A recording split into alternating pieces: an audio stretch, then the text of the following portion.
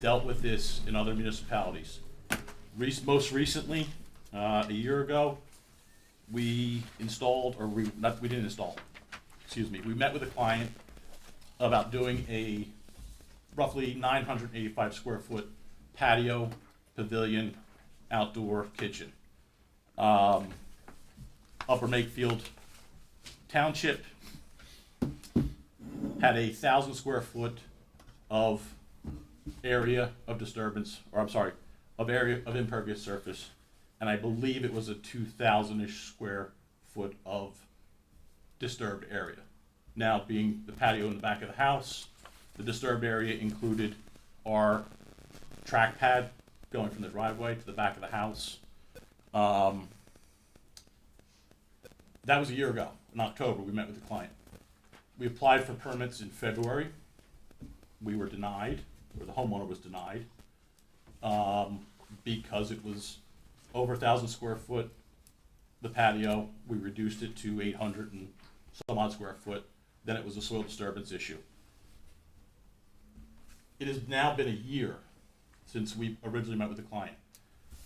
They don't have a patio, they don't have anything, we're still in permits. They've run up costs of $20,000 with engineers, stormwater management, perk tests on an existing 5-acre lot. And I just don't, and the stormwater management plan that is in place, we have to do one for during construction, and we have to do one for after construction, and a seepage pit. That seepage pit is in excess of $10,000. So these homeowners are looking at, say, $28,000, $30,000 to put a patio and a pavilion in. Living in East Amwell, I don't know if there's a way that you can amend the ordinance based on total square footage of the lot or acreage of the lot. I mean, it seems ridiculous. We had to dig a perk test on an existing lot that has a septic system that a perk test was already dug for, but that perk test was over so many years old. And so they had to do another one. We dug the perk test right next to the existing septic system. Not only is it burdensome on the homeowners, it's burdensome on the township, because you guys have to have, all this stuff gets submitted to the engineer, to the township engineer, has to be reviewed. It's going to create a log jam of epic proportion. I mean, like I said, it has been a year that we've been dealing with these folks over in Pennsylvania. I know it's not East Amwell, but just wanted to lay down some numbers for you guys. This is real life numbers that we deal with on a regular basis. So I don't know if there's some give and take, with the size of the lots. It's a rural area. Mr. Wolf said, it's a rural area, we want to keep it rural. It's a 5-acre lot we're dealing with, and it's a 900 square foot patio. And stormwater management seems crazy, and I understand it's from the state. So, but just want to bring some real numbers to fruition. Thank you. No, I appreciate that. I don't know if Dante wants to speak or Al from the planning board, but we're kind of in the position that we're being told what to do by the state, and they're not really taking into consideration. I mean, we have the same regulations that like Newark does. Right. I mean, it's crazy. We deal with it in Princeton, but you're talking about half-acre, quarter-acre Yeah. lots. But here, I have a 12-acre lot. Yeah. Stormwater management and runoff from my lot doesn't affect any of my neighbors. So, but just wanted to bring it, like I said. No, Is we- it? Yeah, we- oh, Yeah, okay. Is there a suggestion of something you think we can do, or I think sounds like what I'm learning about this, our hands are mostly tied. But do you have a suggestion? I don't know, unless, if you can base it on a lot size, that'd be 1,000 square foot, and what has to get done based on engineering and such. Yeah. So this is a obviously, one-size-fits-all. It sounds like, right? The plan. That's what it sounds Yeah. like. Is that It's would one be size accurate? fits all from the It is state. accurate. And that, I mean, that's our limitation is, the standards are coming from the state. So I mean, the best we can do is if we can capture the standard in a slightly different way, but, we're only able to get, as we'll talk about, one particular way of doing that. So we're meeting the obligation in a slightly different way. But the standards themselves come from the state directly, so we don't have a choice. So there's very little we can do. something Yeah, like that. we can't change those standards. Okay. Yeah, I wish we could do something in our, I Yeah. didn't know if there was something you could petition the state to say, hey, Doesn't logically make sense. I'm afraid that's probably what's going to end up happening once this goes into effect for like a year or two and they see how much it's impacting our rural towns and small communities. But they're just going across the board right now, and if we don't do it, it was like a $50,000 fine and stuff, so, Understand. yeah. But I appreciate you coming here and giving the numbers and stuff and everything. I mean, Thank you. yeah, thank you. Anyone else from the public? Seeing no other members from the public, can I have a motion to close? So moved. I'll second. All in favor? Aye. Can I have a motion to approve the minutes for the October 12th, 23 executive and regular session? So moved. I could Second. second that. All in favor? Aye. Moving on to special discussions and presentations. The first one to touch on is we have to do a best practice inventory. All towns have to do it. So so the inventory assesses each municipality's compliance with various laws and evaluates implementation of fiscal and operational best practices. The Division of Local Government Services determines whether some portion of a municipality's consolidated municipal property tax relief aid and energy tax receipts aid will be withheld based on the results of its inventory. A score of 29 or higher results in no withholding of this aid payment. And for East Ammo, we scored a 41.5, so we're doing really good. So that's good news. And then I also wanted to move on, it's not on the agenda here, but I wanted to acknowledge the New Jersey Conservatory, Conservation Foundation, I'm confusing with Sourland. Dante and I were able to go on Friday to the new Rainbow Hill Preservation, which is located on North Hill Road in East Amwell. But over 500 acres have been preserved here, and I know that's been going on for a long time. I don't know if Dante, you want to speak on briefly Yeah. what it was? Yeah, there's been an ongoing effort to preserve land in the area, and the size of the preserve now is almost 1,200 acres, of which 520 acres are right here in East Amwell. And it's beautiful, it has wonderful vistas, open spaces, it'll have trails. Actually, it has trails, so the trails are now open. It's got a beautiful lake that used to be a quarry, and so those lands will be protected. This will be an open space resource for the community, and so East Amwell was a partner in the process. New Jersey Conservation Foundation put together a funding plan that included state, county, various counties, various municipalities, and so we're very committed to having as much preserved land as possible to keep the character of our community, keep it rural, and so this is a real jewel for our township and for the surrounding communities.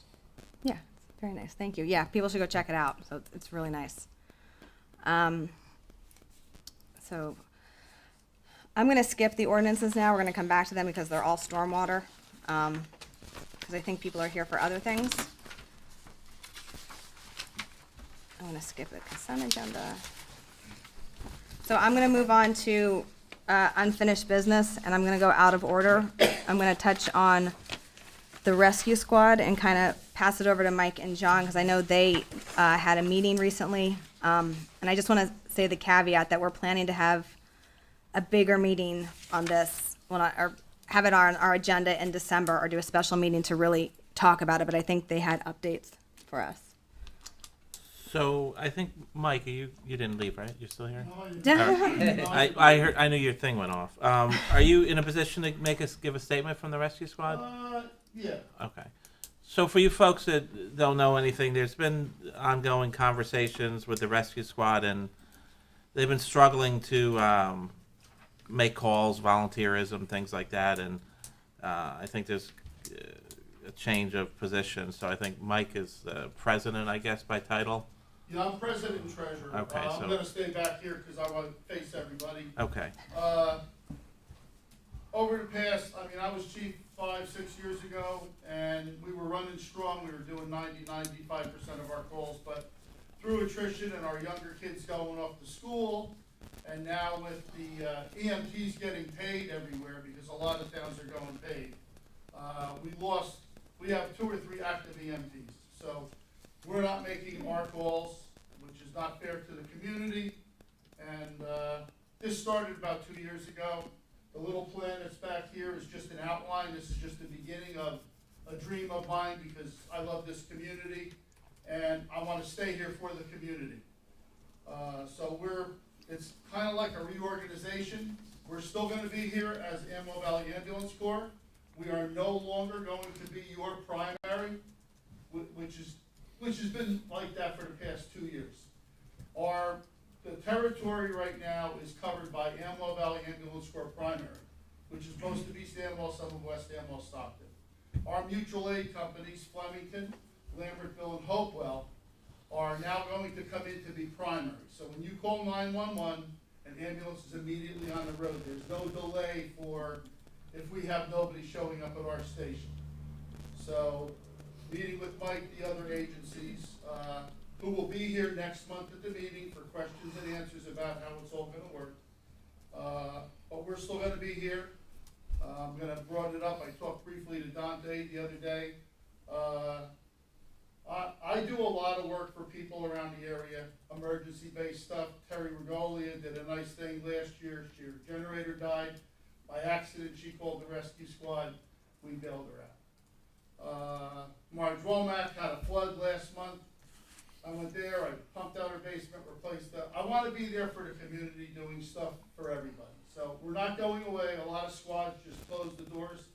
I don't want to put that 60, 70 years of legacy and throw it away. I want to stay here. I want to help the community. So this is the beginning. This is going to be an ongoing, developing thing.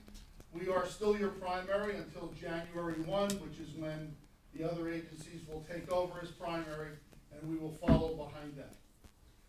That's pretty much it right now. I can give the rest of you. Yeah, so I appreciate that. So just to give you guys background, when I got here, we quickly got a letter from Flemington Raritan Rescue Squad asking for a meeting. They had, I guess, apparently been trying to get a meeting with the Township Committee for some time. There's been some issues between the organizations where Flemington was picking up what they perceived to be a significant number of calls, and they were kind of looking for a pathway forward what Ammo Valley was going to do. So they asked us if we could have a seat at the table to try to bring these partners together.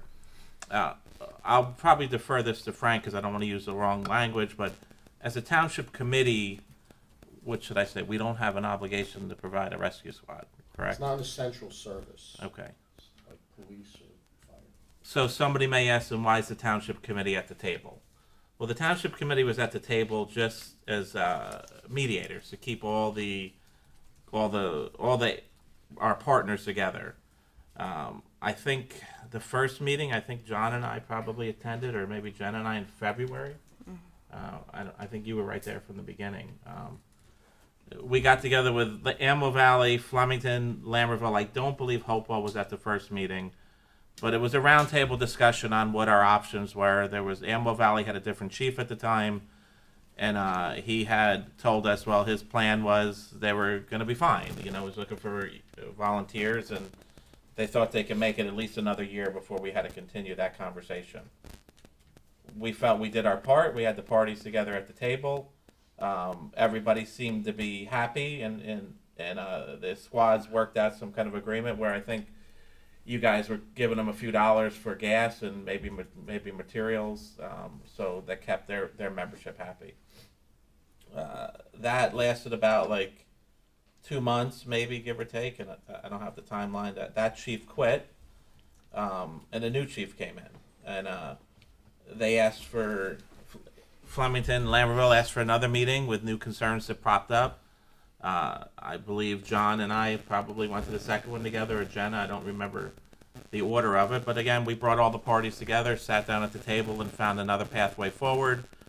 And mostly it's the squads, how to work out their territories and their who's canceling who. Not our concern. We're just there at the table to keep everybody together. And they worked it out, and that went forward for a few more months, but a couple other things happened, maybe another meeting, and then around October, late October, I think, Flemington and Lambertville called. Ammo Valley wasn't making any calls for about a month. give or take. I don't want to say any because maybe you made a few, but and they put Flemington and Lambertville on 24/7 dual alert, right? Is that what you would call it, Mike? Is that what it's okay? Which that means to the folks is they're both notified at the same time. Well, Flemington and Lambertville have their own responsibilities in their own town, so they wanted another meeting saying like, what are we supposed to do here? We got a plan. We need to staff our ambulances and our stations. So we had this last meeting, and I wasn't expecting, this kind of unfolded so quickly that Amwell Valley was going to shift to a back seat and work this out with our partners. What ultimately that's going to mean for the residents of East Amwell, this is an ongoing conversation. I don't know what it's going to mean ultimately, but we have mutual aid in place. If you call 911, you're going to get an ambulance. Most likely, if you've called lately, you're going to get Flemington or Lambertville anyway. But where the concern for the community, the questions are going to come up, and I don't have all these answers tonight, is those services that come in here to provide mutual aid bill. Flemington and Lambertville bill. They bill for their service. Amwell Valley does not. So that's going to be the biggest change that a resident's going to see. I'm not going to speak for them and tell you what they bill or how much they collect, if they hard bill or soft bill. It's my understanding it's called soft billing. They take what your insurance gives them, and they don't chase you down for the rest of the money. But I can't speak for them. We're setting up additional meeting. I think the representatives agreed to come here next month, Mike, I believe, where they'll answer your questions. We're going to put some information out to the community, a letter. It's probably not going to be mailed to you. It's going to be on our website, probably in the VIP. We're going to get as much information together as we can. This is not a new problem, and this is not an East Amwell problem. This is a problem across the state and probably across the country. Volunteer rescue squads and fire departments are harder and harder to stay afloat. Would you agree with that, Mike? Absolutely. Pennington, a major ambulance company in our area, not too far down the road, they folded, didn't even give a warning. At least we kind of had people at the table having a plan in place, which was all of our partners in the Township Committee. It's just virtually, it's a dying model. We can't get the volunteers for many different reasons. I don't know them all, but it's just not working. So 20 some years ago, Flemington had to go to a paid service, and now it's finally caught up to East Amwell that we have to shift directions if we want an ambulance service. So it's an ongoing conversation. I simply don't have all the answers because we don't know what it's all going to look like yet, but we're here to make sure that we have somebody come if somebody calls 911. Did I miss anything, John? No, you laid it out very well.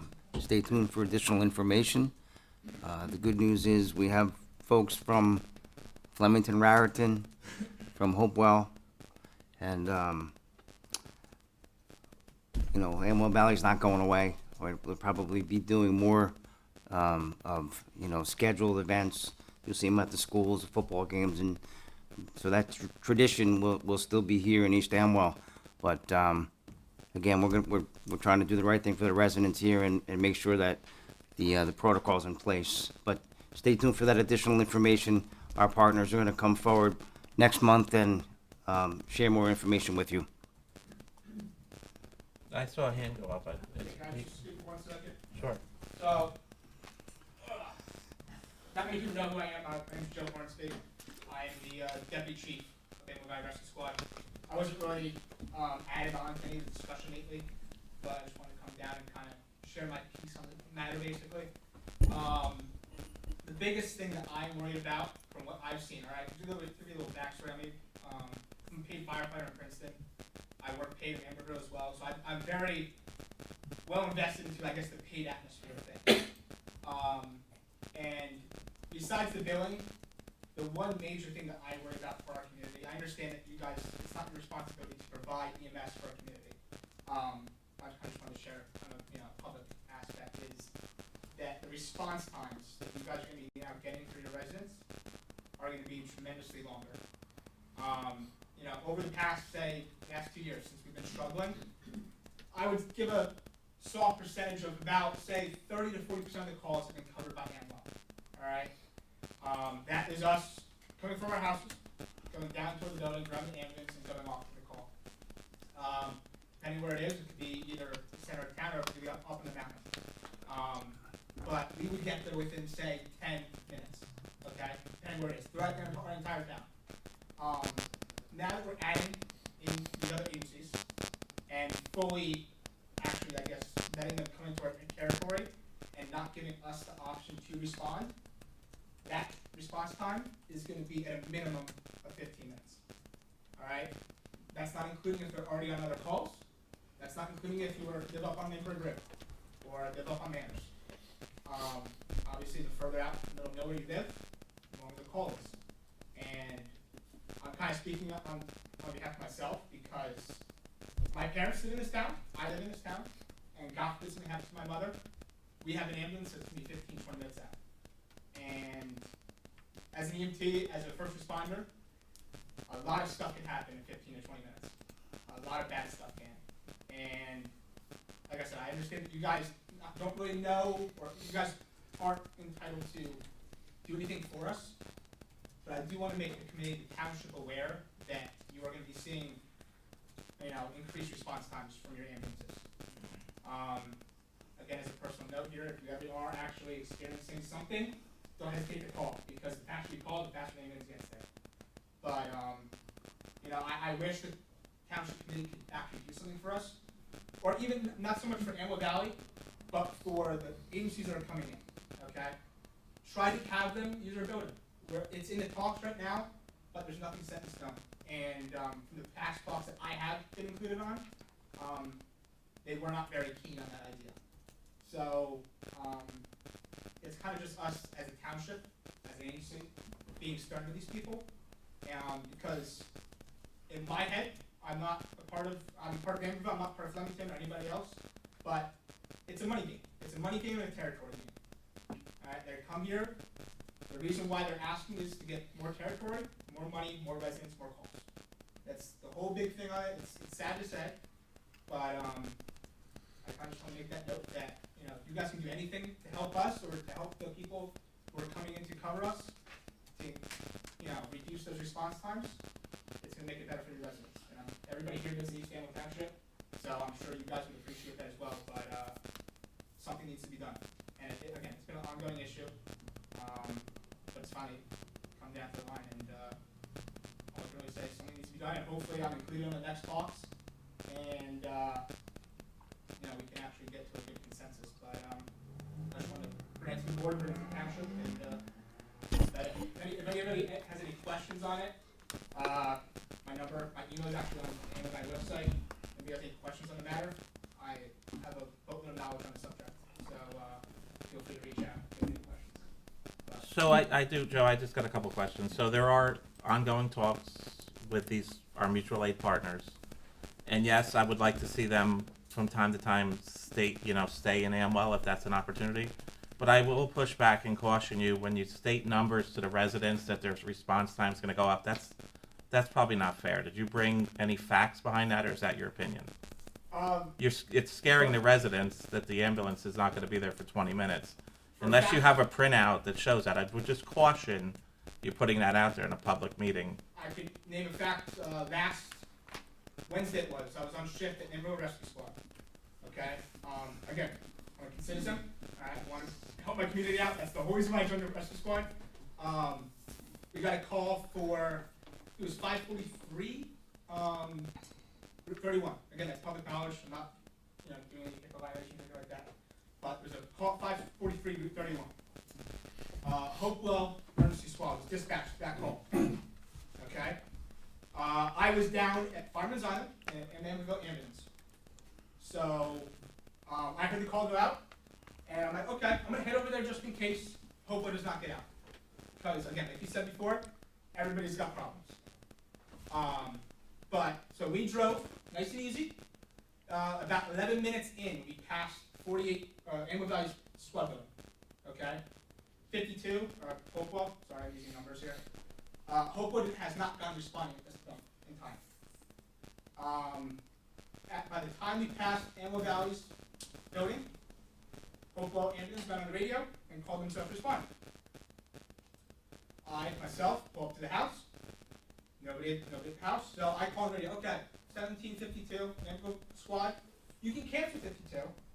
We were at 14 minutes at this time, okay, and they left their voting 3 minutes in the past. So say add another 10 minutes or so to that. So that's about a 23-minute response time, just for that incident. And that's in town almost, you know, right up 31. So if my due diligence on a neighboring agency, and again, not everybody else is on neighborhood rescue squad that lives in this town. Only reason why I did it because I'm the deputy chief and I know my town and I know my people, and I want to help. And I was hoping that Hope was going to get out, but they didn't, and it would have cost the person 23-minute response time possibly. And I got there within, I'd say, 14 minutes or so. But some of these numbers are real, and just from last week, it was real. And it happens all the time. Like I said, I did not bring any paperwork, you know, to pull up to you saying, hey, you know, this is the issue, but these numbers are real. I'm not just, you know, telling people, oh, vote for Ammo Valley, you know, we're a good company. We're not a good company. You know, we haven't got out for calls. But I think there's a better way to go about this. Well, we're happy to include you at the table. I didn't know you existed until today. Yes. That I don't know the officers over there. I contact the chief.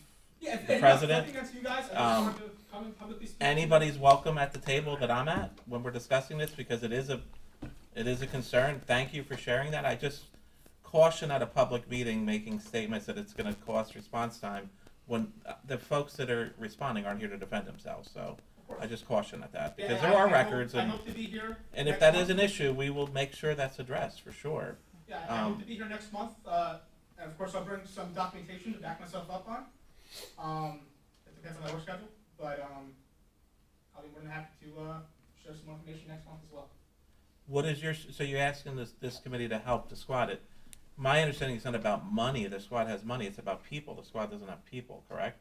Correct. It's about people, but it's now coming down to, like we were saying before, it's volunteerism. Okay, volunteerism is practically dead at this point. Once you go, as the saying goes, once you go paid, you never go back. All right, I went paid. I still do volunteer, but for most people, it's not the same. My biggest thing is to put an ambulance in our station.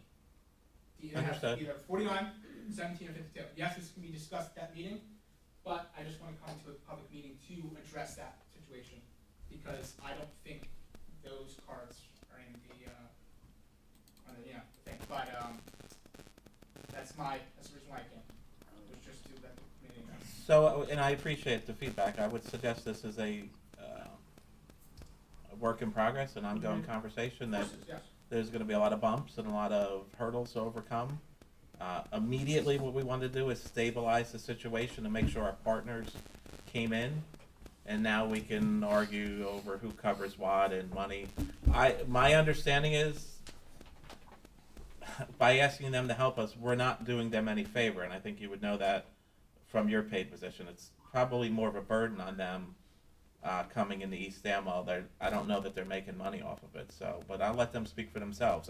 Yeah, Only I said, going by since what I'm told. Since I do work for a paid agency, I know exactly how much they're charging our, residents. Again, I don't want to speak on their behalf, but I don't see them, let's say losing money. They don't want to be part of this deal if they're losing money. Let's put it that way. There's no good businessman out there that wants to be part of the deal that they're going to lose money on. Understood. But like I said, I will try my best to come back here next month when they are here to then voice their opinions as well. But like I said, I'm not against us Ammo Valley closing down. I just am hopefully going to be invested in the next couple months to make this a better, plan. You're welcome at the table. That's what I can tell I you. appreciate And I appreciate your feedback. All right. Well, thank you all very much for listening. Like I said, any questions, you can find my contact information on our website. All right. Thank you guys. Thank you. Thanks. Anybody else from the public like to speak about the rescue squad? Yeah, just a reminder, like I said, the December meeting, we will touch on it more, and I think, I don't want to speak for the whole committee, but I believe we're all committed to helping the rescue squad as much as we can, so whatever that looks like, we'll see. So moving on, I'm gonna jump again. I'm gonna move on to new business. So I'm going to touch upon stuff that's been going on at East Amwell School, and Mike or Tara or John want to jump in and correct me on anything, they're more than welcome to. Let's see, where have my stuff? Why is it always gonna be me? I know. You got kids at the school. So I put this.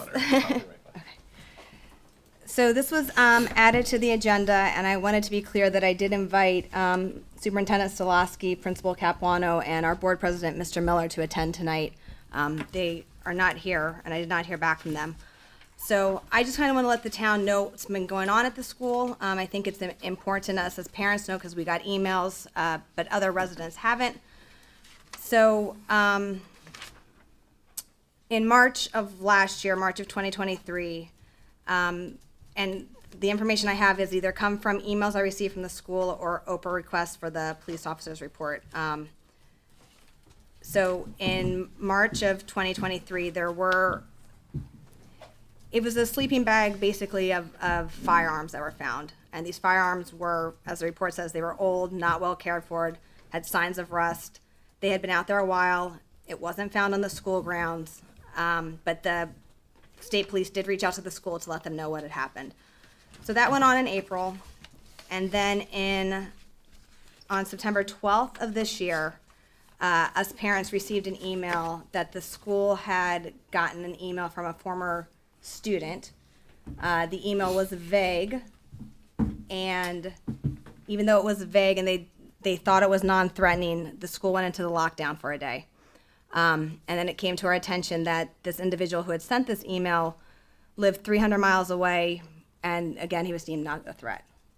This sounds right, okay. And then on October 20th, in the morning in the school, there was an individual walking by who was basically flipping off the buses and the school staff, giving them the finger. So our resource officer, Officer Crater, approached him, and based on his conversations with him, Officer Crater called the state police, and the individual was detained. And the individual that was walking in front of the school and flipping off teachers at the school was also the same individual that had sent that original email. So I just want to be in the position of where everything is going on in this world anymore, that the town knows what's going on. Just being an informational session right now. If you have any questions, I would obviously reach out to the police. Unfortunately, or fortunately, depending on how you look at it, I guess, we don't have local police here. You know, it's state police. We can't even get them to come to our meetings when we ask them to come here to give us reports on things. So there's not a lot we as a township can tell them to do in regards to individuals. So that is kind of where we're at. I think as many eyes that can be on the school at times or even around this town, you know, if you see something, say something, I think it's important. And like I said, I just wanted to give a chance to speak out. The Board of Education meeting for East Amwell is Tuesday on the 14th at 7 o'clock if anybody would like to attend. I don't know if John wants to touch about, and you got some more information, I think, Yeah, about just, it. Just a couple of things. I don't know how many folks are here because of the school note on the agenda, but and I don't want to contradict the mayor here, but you know, the state police would certainly be here if they felt that there was a threat to the community. Just to follow up some of the incidents that the mayor is discussing, I contacted the state police today just to get some clarification. I spoke with the assistant station commander. Unbeknownst to me, the state police now has a school security unit, something new, I guess within the last couple of years. I've been retired for 13 years, so this is a fairly new thing. But the school, the Board of Education, is actually actively working with Trooper Graff right now, is the lead person in the school security unit. And they've done some security assessments at the school. As Mayor Bloom mentioned, Scott Crater is our officer in the school.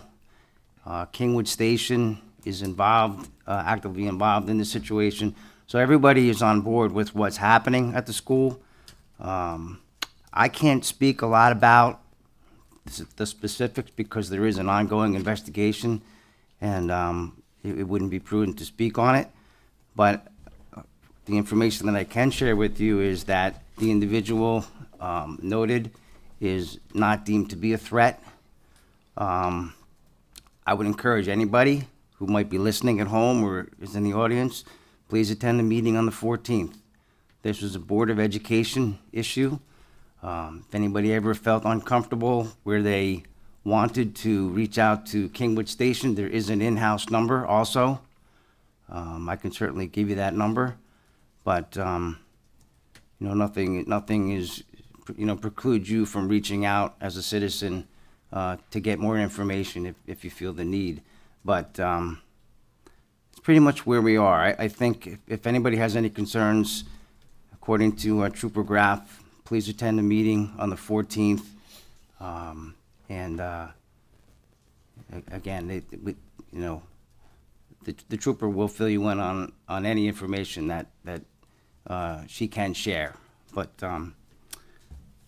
one other thing I wanted to mention. I think, we have to feel very fortunate here in East Amwell because there are, and Mike, you can back me up on this, there's probably 2 or 3 schools in the county that will not allow a police officer, an armed police officer in the school. So, this is a good thing for East Amwell. We have probably the best school security officer there. And, Superintendent Stolaski, Principal Capuano, and the Board of Education should be given some credit for actually allowing that police officer to be there throughout the whole school day. So if anybody has any questions at the end of the meeting, you want to email me or call me, please do so. Thanks, John, and thanks, you're right, thank you for clarifying. I agree. If they thought it was a threat, they would be here. I just, when I was referring to not coming to meetings, we've just been a little frustrated getting reports from the state police No, I too. understand. So, thank you, I do, that's what I was referring to, and I agree, I think Officer Crater's great to have at the school. I don't know if anybody else had anything they wanted to No, say or add? So, I appreciate the mayor bringing it forward. A lot of the community, so for those who don't know, I work for the same sheriff's department that Scott Crater does. I'm going to probably hold back on any comment because there is an ongoing investigation. What I would tell folks is my kids go to school. A lot of people called me to ask me what I was going to do with my kids. What I would suggest is the school doesn't have a security problem. They have a communication problem. I think they could do a better job communicating with the community. I'm not the school board. I don't speak for them. When I receive emails from them, I receive them as a parent, not a police officer. They don't tell me anything different than you, the parents, who's ever on that email list. But typically when something happens over there, I know about it in real time from my job. And knowing the full story, there's really not a lot to worry about, but the communications that are sent out may leave more questions than answers. And that's a challenge for a governing body on, like John said, an open investigation, what they can share, what they can't share. I'm not a PR professional, so I can't tell them how to do it.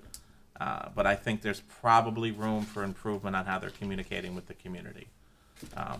You folks, I know at least 2 parents, maybe more here, are receivers of those emails. Do you guys disagree with me or on something like that? Do you think they're doing a good job communicating with you? No. Okay, so it's not just my perception, others feel that. But I think that's what the school board meeting's for, and I appreciate you folks coming here tonight. If I had to pick an officer to go to the school, it would be Scott Crater.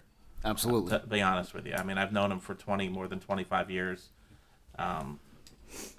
He's the guy I want there protecting my kids. I want 5 of them, so their system works.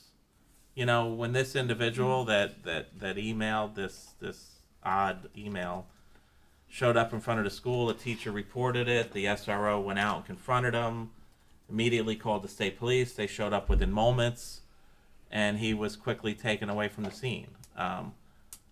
So their security works. I'm not 100% sure.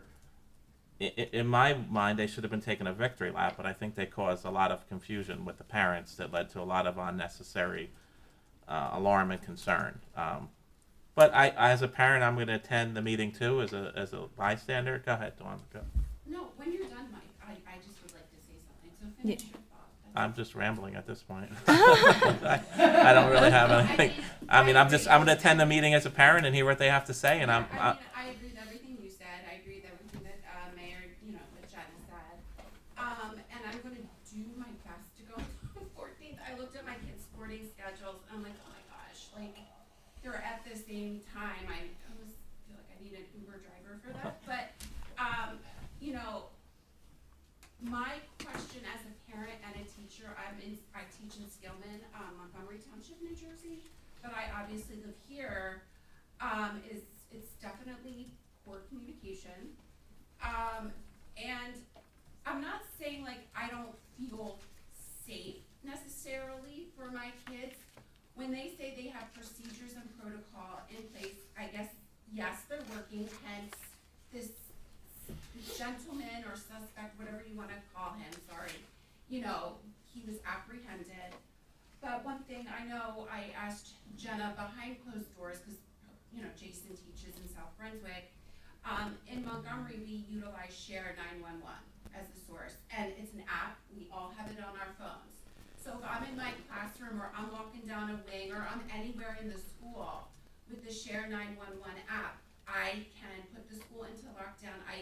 It contacts the local police, and we do have an SRO who is armed as well in Montgomery, and without it all going on the intercom. Do you know what I'm saying? So if, I don't know, I'm just throwing, if Mr. Smith is in room 110, I don't know, and he sees something, how does Mr. Smith alert the school immediately? Like if it's me, I use my Share 911 app and I just hit a button, we go into lockdown, and the police are notified the intruder wouldn't know what's going on because it's not on the intercom. So, and this might be falling on deaf ears because you're not the Board of Education. And I do thank you, Jenna, Tara, Mike, everyone else, who has kids and, did want to shed light upon this as, a community. And I am on my school's threat assessment team for Montgomery, and there is stuff that we can't share, because you don't want it out there for security purposes. I get that, but let me give you an example.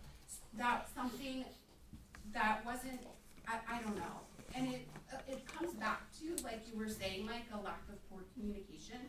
So I had sent them a message, an email, saying, do you do lockdowns procedures in a non-structured setting? And basically what that means is when the kids are in cafeterias, do you practice what would happen if there was an active shooter or whatever in the cafeteria, or changing classes, or, wherever, especially East Amwell, because it goes through middle school.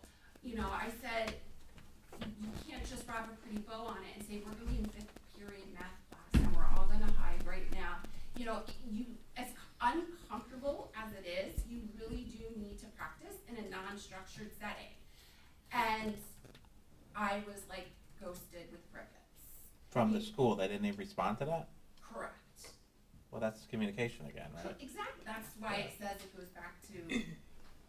So what I can tell you about that is having the same job this guy has. He answered. I had to call my email. I gave time, and he answered me, and he said they do practice in a non-structured setting. But when I asked my 2 children who are 5th grade and 2nd grade, they said they do know what to do, but they've never practiced it. So there's pretty strict state guidelines on these that are actually on the school side. Not law enforcement is only a part. Like law enforcement doesn't create the drills; it's done from the school administration. So I think that's probably a conversation we have with administration. I'm familiar with the system you're talking about from an app. I don't know what East Amwell uses. I mean, some schools just have buttons in the classroom. Some of them can activate it from a phone. So the technology is scattered amongst the schools in Hunterdon County for sure. But that would be a good thing to bring up to the school board if they have the latest technology. I simply don't know. The cops typically are not involved in that. They have a different role when it comes to that. What I can assure you, though, is when I do talk to Scott and I regularly, he's pretty comfortable with their safety procedures. Like he does door checks, actually really does them, doesn't just mark down that he does, and he's never found a door unlocked. He assures me that there's a lot of people looking out for the safety of the kids. So I take some comfort in that. Nothing's guaranteed, right? Like we can't promise anything, but I'm relatively comfortable with the safety there. Look, it's a big campus. The kids are outside. That's my biggest nightmare, which, like, when they're inside, that's great. When they're outside, that's a different story. They, Right, you know. and I asked that to my son, and he told me he knows where to run. But I'm not gonna disclose that, because then once again, Yeah. you know, that's something. I mean, they definitely have to, well, you know, you're in the school, you have to do the drills. I hope that they're doing them in non-structured, what you refer to as non-structured settings, like a lunch. The school I'm in doesn't have a lunch, it's a technical school, so they're just there for a short period of time, so we don't have that opportunity, but, it's a conversation for the school board for sure, and you know, Right, and I just, don't know if it's a difference of socioeconomics when you, although there's a lot of patches of upper middle class, I guess, not Montgomery, in East Amwell, while Montgomery is, in my opinion, more affluent and a much larger, I don't know, I have no idea, but well, Montgomery's just starting to add officers now, right? Everybody had a hardening of the schools, but, we have our own SRO who is armed, and then we also have a director, so like, we have all the SROs in the school. you're in the high school? I'm in the elementary school. Okay. We have 2 elementaries. I'm at Village. Yeah. So every school though has their own SRO. But then you also have like a direct. I don't know his label, but it's like the SRO's quote unquote boss, like a. Yeah, they have a director, yeah. So. Okay. And I'm on the school, threat assessment team. So when I ask questions like, "Are you doing X, Y, and Z?" It just circles right back to communication. Yeah, that's what I would suggest is the frustration here. I think somebody called me the night after one of these incidents, and I said, yeah, my kids are going to school, and, you know, I'm comfortable with what's been done and what I know.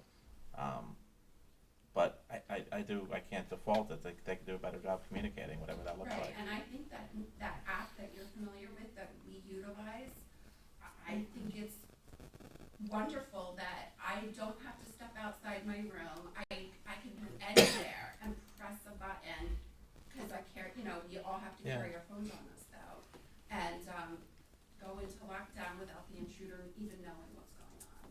Yeah, I mean, they may have it, I simply don't know if they have it. But they might. And just to circle back to the communication, I should be more clear on, when the email was sent, they didn't go into lockdown. They kept the students indoors for the day and then canceled all after-school activities. But to also be clear, all this information I'm getting, except I did get a phone call in regards to the email. The other 2 incidents were just as a parent. That's how I'm being informed, not as the mayor. So Well, as I a agree with parent, communication. so what I would add is it's, again, communication. If you send me home an email that says, nothing to worry about, but we're keeping the kids inside and we're not gonna have any after-school activities. So those 2 things add up to anybody. I could top that one. My daughter does the Mayor Blues girls cross-country track. Oh, I don't wanna give the teacher's name, the 5th grade teacher sent us an email, and the track coach, everything's been canceled today, all after-school activities, there's no cross-country track today. And I'm sitting there thinking, there's no storms coming, there's not inclement weather, snow, ice, so my internal alarm was like, something's going on, so I called the main office. One of the women in the main office was like, oh, Mr. Capuano's gonna send an email out shortly. So even as far as professionalism, when I'm hearing it from teachers before, it's just Yeah. all ass backwards. does you like to Vance, speak? go ahead. Yeah, I'm Yeah, gonna sorry. sit up here just so I don't have to stand and yell and my name, I don't know that everybody's giving an address and whatever. Just say your name and not your, don't say, Town. yeah, town, don't say your address. Vance Fox. I'm in Ringo's for 13 years now. First off, I would just like to thank Jenna or whomever put this on the agenda. I think it's very important. I have 3 children in the school myself. There's been a lot of stress and anxiety over the last, I guess what's today, the 10th, so at least since the 24th when we discovered that it was the same individual. But I think that the reason I thank you is because there's not anything officially that can be done, but there's always something that can be made aware of and more people being made aware of. So that's great. That's why I'm here to lend voice to that, to support the township committee in bringing this to the videotape, the world out there who's watching, whomever that may be. But as a part of the school, my kids were part of it, and I'm a member of this community. My wife and I are very concerned. Yes, is there poor communication? Absolutely. But I'm going to take a little bit different approach than just communication, because there's always reasons why communication is poor, and it's not just because they're poor communicators. People say what they want to say when they want to say it. That's the way that I see things. And or maybe to your point, John, when they can say it, right, because of an ongoing investigation. But it's no comfort to me or anybody else in the community when somebody, even you, Mike, who I've known for a long time, I know your history, I like you, I trust you. Thank you. But the reality is that these are my kids. Understood. I'm not going to take anybody's word for it, no offense, that this is not a threat when conversations with people include the Homeland Security investigation is involved, that the state police have an investigation, that the sheriff department has an investigation. When I go to get the Oprah to see what's in the letter that was sent that is non-threatening, I can't get it because it's under investigation. So tell me how that fits, everybody, that it's non-threatening, but we're 2 full months into an investigation. I'll ask you, John, I'll ask you, Mike, how long does something that's non-threatening take to investigate? Yeah, I have reserved comment. Can't comment on that. What's your experience in such a situation? Yeah, I don't know. Right, so now you understand the frustration. That's not a communication issue. You could say one thing or the other. What you can't do is you can't say. And I'm not trying to put the pressure on you. It's illustrative of the situation that we're dealing with as parents. Understood. And so I'm not trying, I mean, it's emotional for me. It has been for a couple of weeks now. And I'm first one to admit that because these are my kids. I'm a pretty level-headed guy until you talk to me about my kids and my wife and my family. So what I'm going to ask, and what I don't know if you can or can't do, but first is the awareness, which is why we're here and why I'm going to talk. Secondly is that if we raise the awareness, how do we marshal some sort of resources as a community? And yes, I'll be saying the same thing on the 14th or whatever the date may be. And I've said the same thing to Cap in a phone call. I've said the same things to Siskalaski. I've called the state police 4 or 5 times, and I've spoken to the sheriff's office 4 or 5 times. So I have been doing my part, but I'm me, one guy. Right. You guys are our representatives of the community. I don't know what your official roles are and all of the other, we don't have this authority because it's not a municipal police, we don't have that power, but you are our representatives. Right. And you are a collective voice. So as a committee member or the mayor or the president of the Board of Ed, you have more sway with the state departments and the sheriff's department than I would. You can get more information. How do we expedite this investigation so we can put all the cards on the table that we shouldn't be worried about? Because what you're saying to me, there's nothing to worry about. And I trust you at the face value, but emotionally I can't do that. Right? Understood. You know, call me the doubting Thomas. I got to put my fingers in the hole, you know? Then how do we get that out to the community?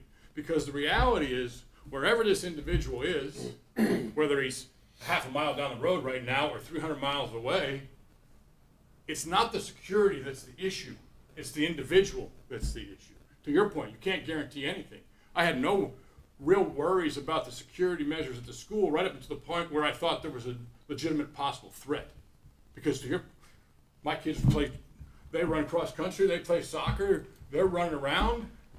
It's not a threat, and sure, maybe Capuano and Selassie could better communicate, but if the sheriff's department car is sitting at the field watching games or watching practice, and my kid's like, oh, well, the cop pulled up on the grass watching both of us for the first time ever, but there's no threat. Does that make sense to anybody? Well, some things don't add up. I agree. They did Right, change so the there procedure, could be I a think. communication issue. I sure hope that's all it is. So how do we get to the point where we know that it's a communication issue instead of hope that it's a communication issue? And that's what I'm going to ask, and I'm willing to do whatever. You want a committee? You want me to lead a committee? You want me to go and pound a drum in front of the school or down to the Board of Ed or to the state police? Happy to do that. but I can only do so much, and I'm asking if there are things we can do as a community to help you guys be our representatives. So I guess that's my real question. Have you tried Oprah and anything yet? Yes, You got Oprah stuff though, right? I Yeah, did. I have it right here. They wouldn't open the email. They won't. They won't But show. are they releasing the reports, just not the email? No, they're not. No, they released nothing on the. They released everything for the most part, except what was redacted. That was on the 20th. I got all that. The sheriff released The reports. sheriff Yes. released that report. The But sheriff not the did not state release the report on the 11th or the 12th, whichever date you want to use, of September, which was the initial letter. So Jenna, could I jump in to try to Yeah. at least to start this, because look, I really appreciate you coming and, engaging in the dialogue, because, we've been concerned on the township committee that we can't get a lot of information, and part of it's understandable because it's an ongoing investigation, but I share all of your feelings that it's not that reassuring at the same time.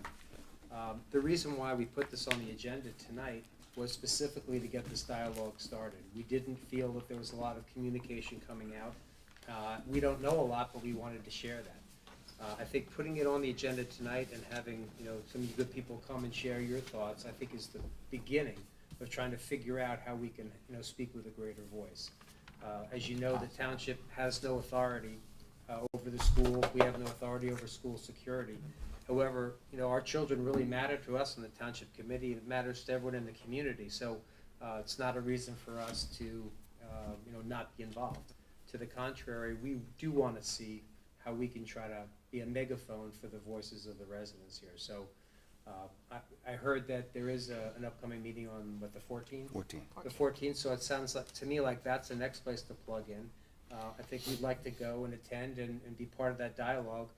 Let's see if we can get some answers. To the extent that we can't because something's ongoing, we're not in charge, but the more we can speak out and make sure that everyone who's involved understands the importance to our residents and for our children, I think that's the best we can do to make sure that process is moving forward.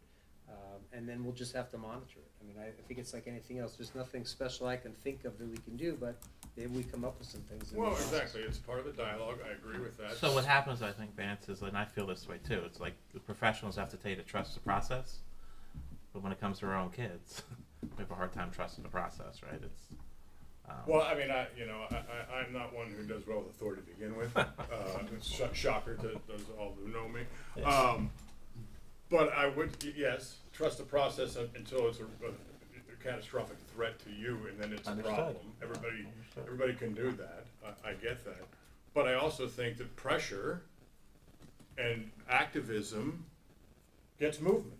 right. And that's why I'm will. here, is to say that, because if I called the police every day for a week, they'd be like, oh, there's Vance again. If 10 people called them, they're like, what the heck? If 100 people called them, they would take notice, and they would move faster. Well, you should know that Jen has made repeated calls to all sorts of authorities, right? Trying to get information, trying to push.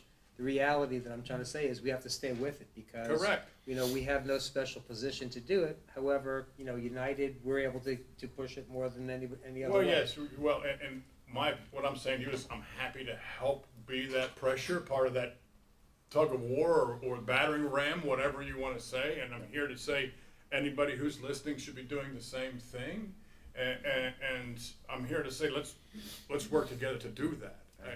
I'm not here to. There's nothing to go back and look at. Well, if you did this better or that better, my feelings wouldn't change a whole lot. I might have a little more trust in if the communications were better and more upfront. But when I find stuff out from the state police that the school doesn't tell the community, that erodes the trust. And that's exactly what happened about whether this was the same individual or not, which is to say they said nothing. For all we know, it could have been an old lady who sent the letter and somebody, but they knew immediately based on the Oprah that this was the same person. So, and I said this directly to Capuano and I said it to Stolowski, I trusted you right up until I found this out by myself, and then I don't know. And they said we weren't allowed to tell, and maybe there is all this bureaucratic morass. I don't doubt that, but I'm telling you the effect on me and other members of the community is then to undermine the trust in all of the agencies. So that's where we are at this point in time. And it's only through sunlight that we're going to have a better feeling, because this gentleman is 25 years or 20 years removed from the school. This will be a specter for the community until it comes out. That could be 5 years from now.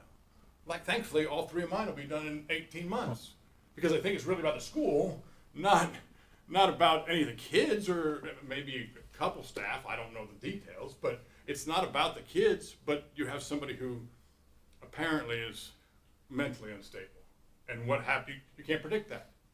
So you may say he's not a threat, but if he's unstable, does anybody really know that answer? No guarantees on anything. Right. So I've said enough. I appreciate you guys bringing it up. I will follow up with you, John, since you offered, because I didn't realize until tonight that you are retired. I assume state police now, based on what I heard. 13 years. Yeah. Well, I heard that part. You see the gray?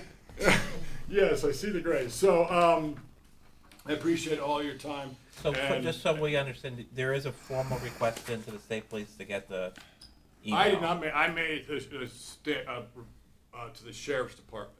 Okay. I did not make one personally to the state police. I And have we not made believe one to the Homeland you- Security. I Oprah'd the state police Okay, report. so we're It's not due waiting. for a while. I overrid it as well. And Not it- thinking. And everybody's getting the same answers. Yeah. We're waiting to see what's happening. Okay. Yeah. All right. Yeah, well, right, and there was some allusion to the Homeland Security is involved as well in this process. I think Yeah, that's there's email number a 3. federal agency that whenever there's some kind of connection to the school, somebody, all part of these threat assessment processes. Do you guys know if the threat assessment team has been activated? At the school, I don't have any information on that. I would I don't want to sit here and say I would assume, but I just don't have any information. I asked and was sort of told that this wasn't what it was for. It was for more internal stuff as opposed to external stuff. Well, I mean, the And only thing I would, then I was pushed to the next, but hit somebody button at 6 and go to this department. somebody at some level made a decision to keep the kids indoors and cancel sports. So I don't know who made that, right? Nor do I know, and this is more for the school board, what's the triggers for the threat assessment team? Dawn, you probably have. I was just about to say, so, we've had 2 meetings all day, so, with our schools, our district's, threat assessment team. But so far it's always, yes, it's been internal. So, and I can't answer to what my next training's going to be, but it's all been on internal threats. Gotcha. So, for our two police officers, the sheriff's officer, the sheriff's officer's report was released on the issue in April. The sheriff's officer's report was released on the issue in October. In regards to the email issue, that report was not released because it's an ongoing investigation. Can an ongoing investigation be indefinitely? I mean, there's not there's not a definite end date, right? I see now you're the attorney, so it's a glare on you. Yeah, I mean, I look. What I know is there's people that in police department that are trained on what they can release and who they can release it to. I'm not one of those people. But yeah, I suspect any investigation could be considered open indefinitely. The only thought would be if anybody talks to a person in charge and says, why is it still open and can you close it so we can get the information out there? They're not. I don't know that they're going to take any advice from this committee. Well, but you usually look at it police from chiefs if it was don't a different take it. circumstance or a different ongoing investigation, there would be more public pressure. Let's say it was a homicide. Yeah. And there would be a public outcry repeatedly, and they would feel compelled to communicate more. Yeah, as I much agree. as they could, Yeah. and repeatedly. I agree. So, this goes back, Dante, to the pressure portion of the program. You know? Well, and that's why I say we'll continue to ask questions. We'll continue to share information that we have, and I appreciate All right, that you and appreciate Dawn it. came and I will. and No, spoke. thank you. There's a lot on the agenda. Yeah. Thank you, guys. No, No, thank thank you. you. Thank you. Does anybody else want to speak about the school issue? Mr. Wolf? I'm not walking away from you. I'm getting more water. I'll be brief, but I've had this chat with Jenna. My biggest concern when I became mayor in 2019 was a mass shooting in East Amwell. I never wanted to be that mayor on national news being interviewed about a mass shooting in my community. That was my absolute biggest concern. And if there's gonna be a mass shooting in East Amwell, there's a good chance it's gonna be at the school. And while I don't have children, I know that the thing that is most important to a parent is their child. More important than their house, their car, their money, it's their child or their children. And so that makes it, or should make it, very important to our governing body. I am not prepared to trust law enforcement on this. Take a look at what happened in Maine, that mass shooting. There were clearly signs that were missed by law enforcement. Law enforcement dropped the ball. I'm not prepared to trust law enforcement. I don't know what the Township Committee can do vis-a-vis the state police. I know when I first came on the Township Committee in 2017, there were some robberies in East Amwell, and the Township Committee at that time tried to get information from the state police, and we were stonewalled. We got nothing. They wouldn't give us even basic information. That has to change. I don't know exactly how to make it change, but it has to change. There has to be a sharing of information. This notion, well, we're not going to tell you anything because there's an ongoing investigation. Vance made a very good point. If this fellow wasn't a threat, why is it taking 2 months and the investigation is still going on? That just doesn't seem right to me. It doesn't feel right to me. And when something doesn't feel right to me, I get nervous. I wonder, what am I not being told here? What don't I know? I'm not sure how to go about changing this, but I think we as a community have to make this a higher priority. And maybe the way to start is to get the community to go to the school board meetings and put pressure on school board members, to put pressure on the administration. I don't know how we put pressure on the state police. That may have to come through the state. I don't know. But something has to be done. You find a bag of guns within proximity of the school, then not long thereafter, there's an email from some fellow who clearly has issues. That fellow is 300 miles away, supposedly. Then you find out that the fellow is standing in front of the school flipping off buses. None of that makes me feel comfortable. I'm not a parent. Just as a resident, none of that makes me feel comfortable. Something isn't right. So I think this has to become a really high priority, not just for the Township Committee, but for the community as a whole. And maybe that's getting messages out there on our website, in the VIP, telling the residents they have to start showing up at the school board meetings, making their voices heard. They have to start calling the state police. Because the one thing I did find as mayor is if you get enough people to start making phone calls, you will get attention. 1 or 2 people, you won't. Vance can jump up and down till he's purple with the state police. He alone is not going to change anything. But if you get enough people, you will get attention and likely will have some change. To the extent I can be helpful, I'm happy to do that. This definitely needs more thought, but it is very, very concerning.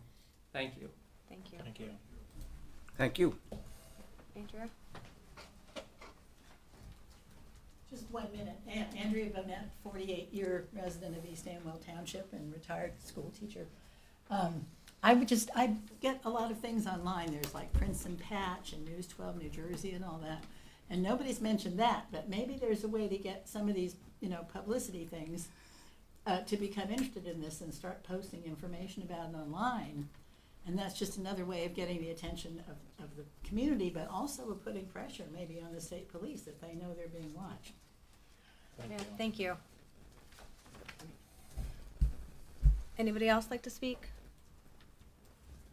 Well, thank you everyone for being here and listening. Anyone else on the committee want to say anything, or new members, or? Good.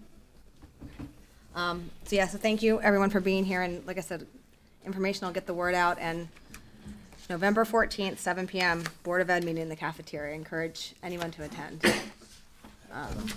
Yeah. Yeah, Jenna, I didn't say anything, but it's not because I don't agree with everything that has been stated.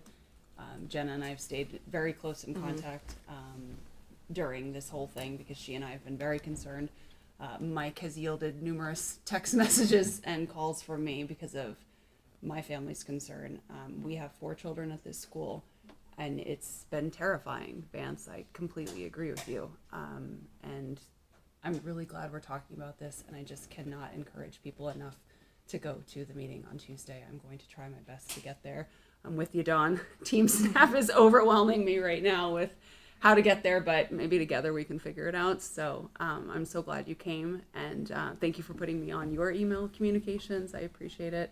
And yeah, so but I just didn't want to not speak, obviously, because I have a huge presence at that school. I'm pretty much there weekly at this point, so it's very concerning. Thank you, yeah.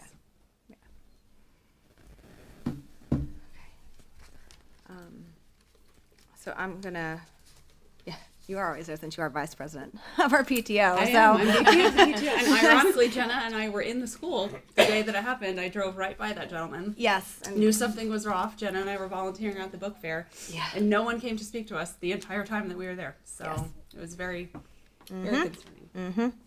Yeah, I second that. I agree.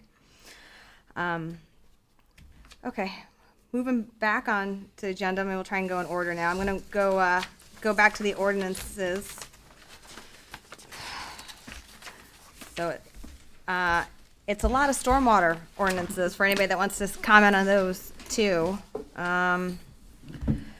So first, we're gonna move on to ordinance number 23-07 for a public hearing. Linda, can you please read by title?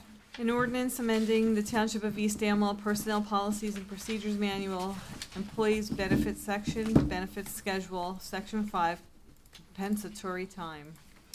This ordinance is to allow some compensatory time for our DPW superintendent. We are adopting this ordinance to solidify what other township committees have offered him, so it's codified. So I'm going to have a motion to open to the public for questions and comments on this ordinance only. So moved. Second. All in favor? Aye. We are open to the public for questions or comments on this ordinance only. Seeing no members from the public, can I have a motion to close? So moved. Second. All in favor? Aye. Can I have a motion to adopt ordinance number 2307? So moved. Second. All in favor? Aye. Mr. Dendis? Yes. Mr. Mills? Yes. Ms. Ramsey? Yes. Mr. DePiero? Yes. Mayor Casper-Bloom? Yes. For ordinance number 23-09, Linda, can you please read by title? An ordinance of the Township of East Amwell, County of Hunterdon, State of New Jersey, amending and supplementing certain sections of Chapter 122 of the Code of the Township of East Amwell entitled Stormwater Management. As we've discussed numerous times, the township is moving from Tier B to Tier A stormwater regulations. We have no choice. It's a requirement, and this ordinance establishes minimum stormwater management requirements and controls for major development and minor development. Can I have a motion to open to the public for questions or comments on this ordinance only? So moved. Second. All in favor?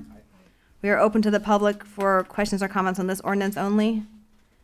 Seeing no one from the public, can I have a motion to close? So moved. Second. All in favor? Aye. Can I have a motion to adopt ordinance number 2309? So moved. Second. All in favor? Aye. Mr. Dendis? Yes. Mr. Mills? Yes. Ms. Ramsey? Yes. Mr. DePiero? Yes. Mayor Casper-Bloom? Yes. For ordinance number 23-12, can you please read by title, Linda? An ordinance of the Township of East Amwell, County of Hunterdon, State of New Jersey, amending Chapter 92 of the Code of the Township of East Amwell, Section 98, entitled Minimum Off-Street Parking Requirements, and Section 99, entitled Minimum Off-Street Loading Requirements. So this ordinance is recommending, it's recommended by the planning board. There's a word in there about parking requirements for warehouses. And once we looked into that, we realized there's a lot of other things we'd like to fix on that ordinance as well. But I think the decision was made to just do the warehouses right now, and we will revisit that ordinance to touch on the other things in there. So can I have a motion to open to the public for questions or comments on this ordinance only? So moved. Second. All in favor? Aye. We're open to the public for questions and comments on this ordinance only. Mr. Wolf? I'll just take 1 second, Rick Wolf, 21 Runyerson Road. I just want to thank Al for taking this on. We don't need warehouses in East Amwell Township. It's great that you caught this. It's great that you're willing to make the effort to take it on. I'm also glad that you're going to expand the analysis to deal with other types of uses that really aren't appropriate for our rural community. So kudos. I really appreciate you taking it on. Thank you.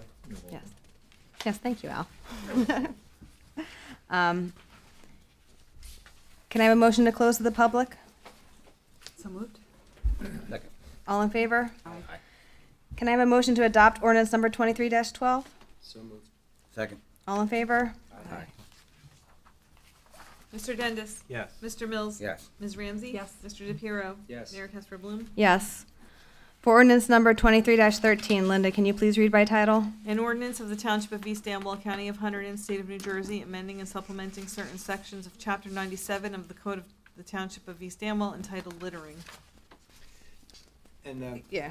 Mayor, I'd like to make a motion to amend the ordinance slightly before we consider it.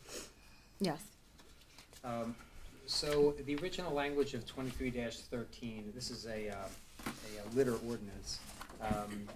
And the original proposed language that we got would have included grass clippings and garden waste in the definition of litter, and therefore prohibited the placement of grass clippings or garden waste on private property.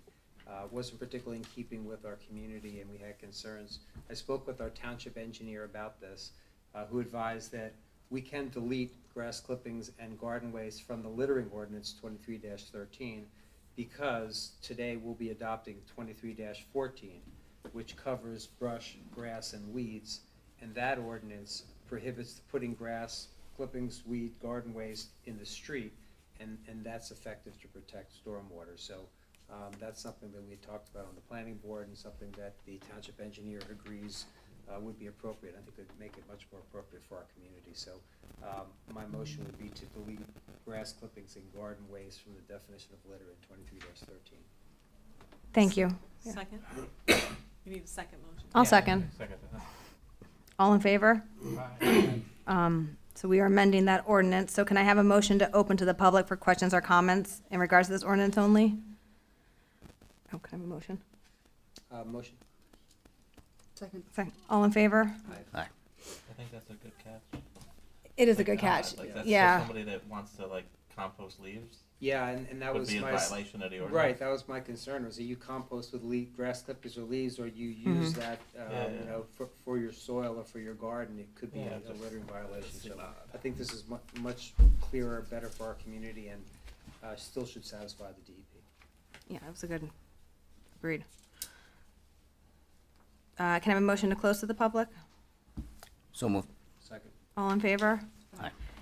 Can I have a motion to adopt amended ordinance number 23-13? So moved. Second. All in favor? Aye. Mr. Dendis? Yes. Mr. Mills? Yes. Ms. Ramsey? Yes. Mr. DePiero? Yes. Mayor Casper Bloom? Yes. For ordinance number 23-14, Linda, can you please read? An ordinance of the Township of East Amwell, County of Hunterdon, State of New Jersey, adding sections of Chapter 58 of the Code of the Township of East Amwell entitled Brush, Grass, and Weeds. So this is another ordinance, and it's one Dante just touched upon. So can I have a motion to open to the public for questions or comments on this ordinance only? So moved. Second. All in favor? Aye. Anyone from the public? Seeing no one from the public, can I have a motion to close? So moved. Second. All in favor? Aye. I need a motion to adopt ordinance number 23-14. So moved. I'll second. All in favor? Aye. Mr. Dendis? Yes. Mr. Mills? Yes. Ms. Ramsey? Yes. Mr. DePiero? Yes. Mayor Casper Bloom? Yes. For ordinance number 23-15, Linda, can you please read by title? An ordinance of the Township of East Amwell, County of Hunterdon, State of New Jersey, adding and supplementing sections of Chapter 106 of the Code of Township East Amwell entitled Parks and Recreation Facilities. Another ordinance we have to adopt, so can I have a motion to open to the public for questions or comments on this ordinance only? So moved. I'll second. All in favor? Aye. Anyone from the public? Seeing, Interesting that we have emotions that we have no choice on. Yeah, Jersey. yeah, I mean, so you know, as Jenna pointed out, we don't have a choice because otherwise we get $50,000 in Oh, sanctions. So, you want that? yeah, so, Choice, you got a choice. yeah, yeah, so, it's true. Can I have a motion to close to the public? so moved. Second. All in favor? Aye. Can I have a motion to adopt ordinance number 23-15? So moved. Second. All in favor? Aye. Mr. Dendis? Yes. Mr. Mills? Yes. Ms. Ramsey? Yes. Mr. DePiero? Yes. Mayor Casper Bloom? Yes. Ordinance number 23-16, Linda, can you please read by title? An ordinance of the Township of East Amwell, County of Hunterdon, State of New Jersey, adding sections of Chapter 122 of the Code of the Township of East Amwell entitled Stormwater Management. Another ordinance for stormwater. So can I have a motion to open to the public for questions or comments on this ordinance only? So moved. Second. All in favor? Aye. We are open to the public for this ordinance only. Seeing no members from the public, can I have a motion to close? So moved. Second. All in favor? Aye. Okay. Can I have a motion to adopt ordinance number 23-16? So moved. Second. All in favor? Aye. Mr. Dendis? Yes. Mr. Mills? Yes. Ms. Ramsey? Yes. Mr. DePiero? Yes. Mayor Casper Bloom? Yes. Linda, can you please read ordinance number 23-17? An ordinance of the Township of East Amwell, County of Hunterdon, State of New Jersey, adding section 92-102 entitled Private Storm Drain Inlet Retrofitting Requirement, and section 92-103 entitled Prohibiting Illicit Connections to Storm Sewer of Chapter 92 of the Code of Township of East Amwell entitled Land Management. Another ordinance for stormwater. Can I have a motion to open to the public for questions or comments on this ordinance only? So moved. Second. All in favor? Aye. We are open to the public for questions on comments on this ordinance only. Are you saying all these ordinances are do it or be fine? Yes. It's, Yes. there were essentially the group of how many, 8, or 12? 12. 12. But one's with DEP still, the tree Yeah. management. And they, essentially, the state changed the designation for smaller towns like ours and put us in a higher tier. And so we got all 12 of those as due or get fined. So this is the last one that we have to, Gotcha.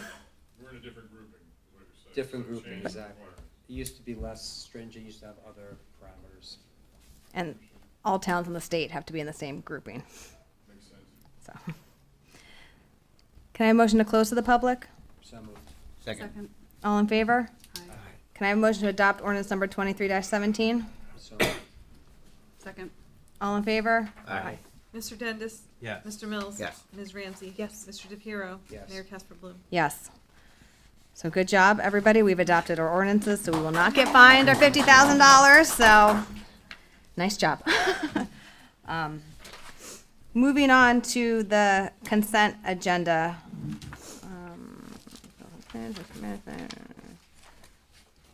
So can I have a motion to approve consent agenda resolutions 23-136 through 23-142 and resolution 23-146?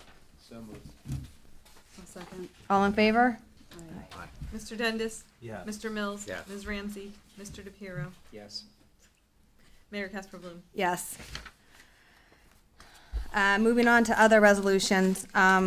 Resolution 23-143.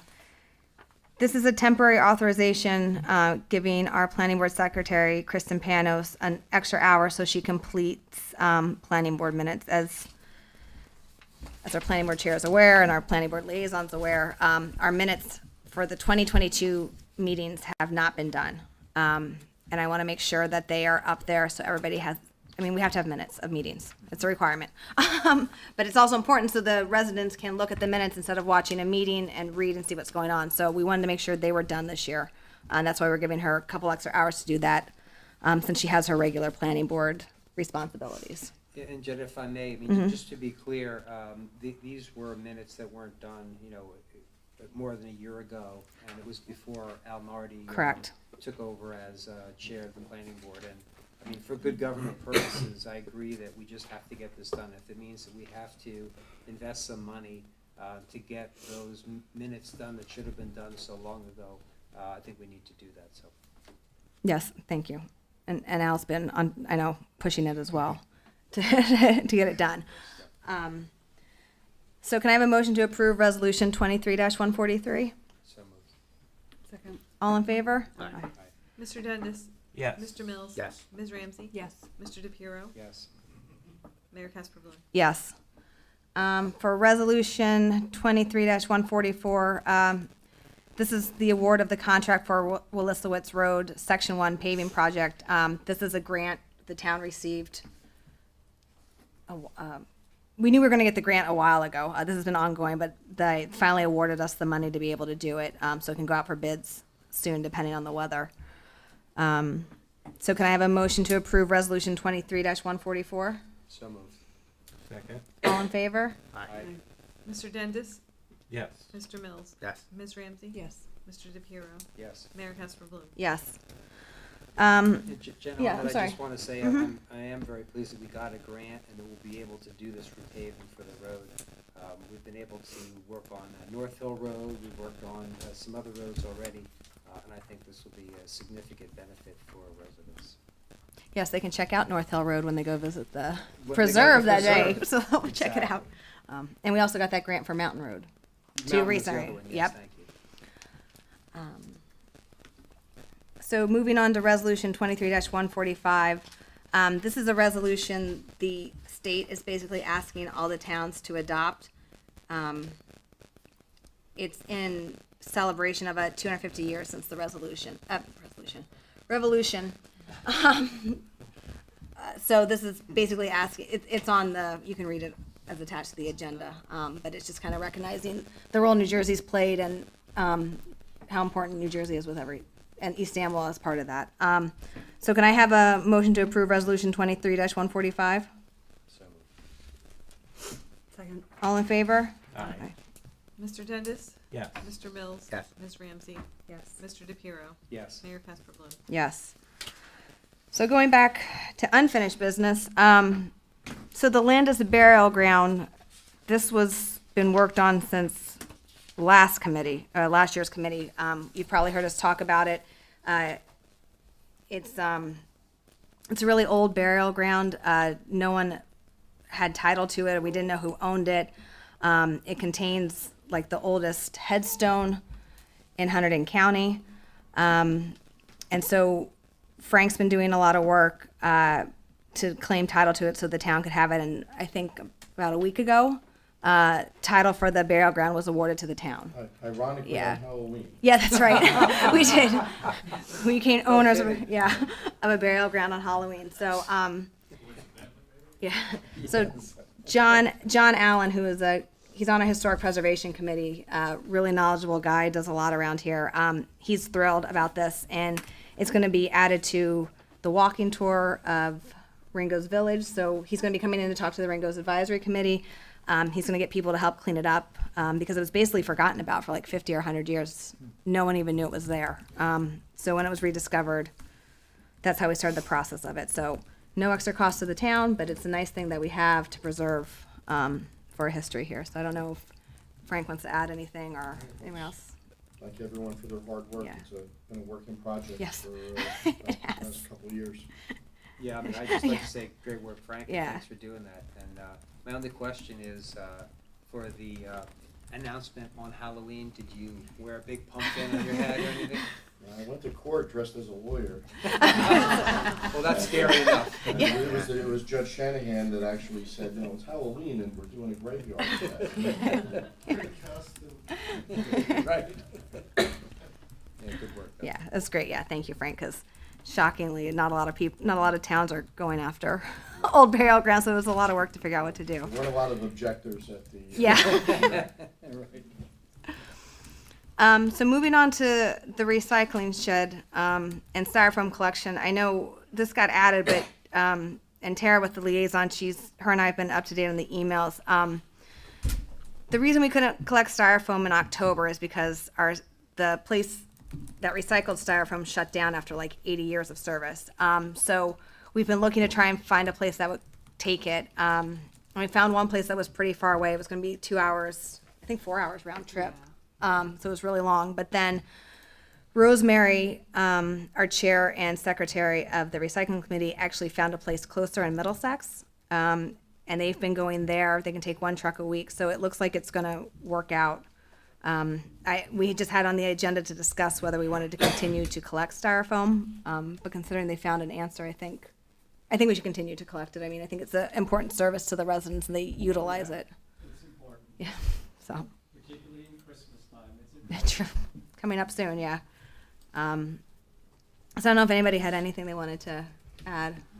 No, I think it's great work from the committee and Jason and everyone, right? 'Cause this is Yeah. a big deal, so. It was a big deal. Yeah. It's causing a lot of headaches. Yeah, and it also leads to, I think that's on here too, is the shed, right? So, Yeah, so, I mean, I think Rosemary has it worked out with the Clean Communities Fund that the town won't have to pay anything for the shed. Yeah, so I don't see why we can't tell Jason to put the old shed on what's that called? Thank you. Municipal. I mean, start it. eBay Yeah. for towns. Well, I think there would be, somebody would want it for scrap, the frame is what it would probably be. 'Cause I don't know that it's serviceable anymore, but maybe there's a buyer out there, there's a tiny house, I don't know. A tiny house. They fix it for like $38. Make us an offer, Mike. Are you buying? Do you have interest, Mr. Denders? Let's see, what does Michelle think about this? Michelle, you're thinking of I could set it up Make on an- a new. make an land offer, Mike. burial. I'll live in the cemetery. It's like when you watch HGTV, they redo a whole house for like $38. Oh, I never watch HGTV. I could do it. I smell a challenge. Yeah, I know. Recycle it that, yeah. So I think we should just tell Jason to put it out there then. Yep. Yeah, move forward. Okay, good. And then I think we have a meeting on Tuesday. Okay. I think, I'll just ask Rosemary to make sure about the funding, because I know one of the next steps was to just ensure that you guys knew the dollar amount, if there was one, for budget reasons for next year. So I'll just make sure that she's still working on that, right? So, really, that was, Jason was assisting with that as well, so. So I asked to fill your spot on the recycling committee. Do you want to warn me off and give it? Or are you gonna do it? I asked to. I mean, I don't know. We'll see if the It's committee fine. lets me, but if not, They're a really good it's group. fine. Doesn't sound The meetings are exciting. fun. Okay. Yeah. Well, you're always there anyway, I so know. go. So I'll do You that. are always there. You can So, get a good deal on the shed, Mike. I can live- I Could can live recycle there. it. So yeah, I mean, I kind of have an interest in that, and it's a good place for me to be out of the house on a Saturday morning when I can. So I'll do it.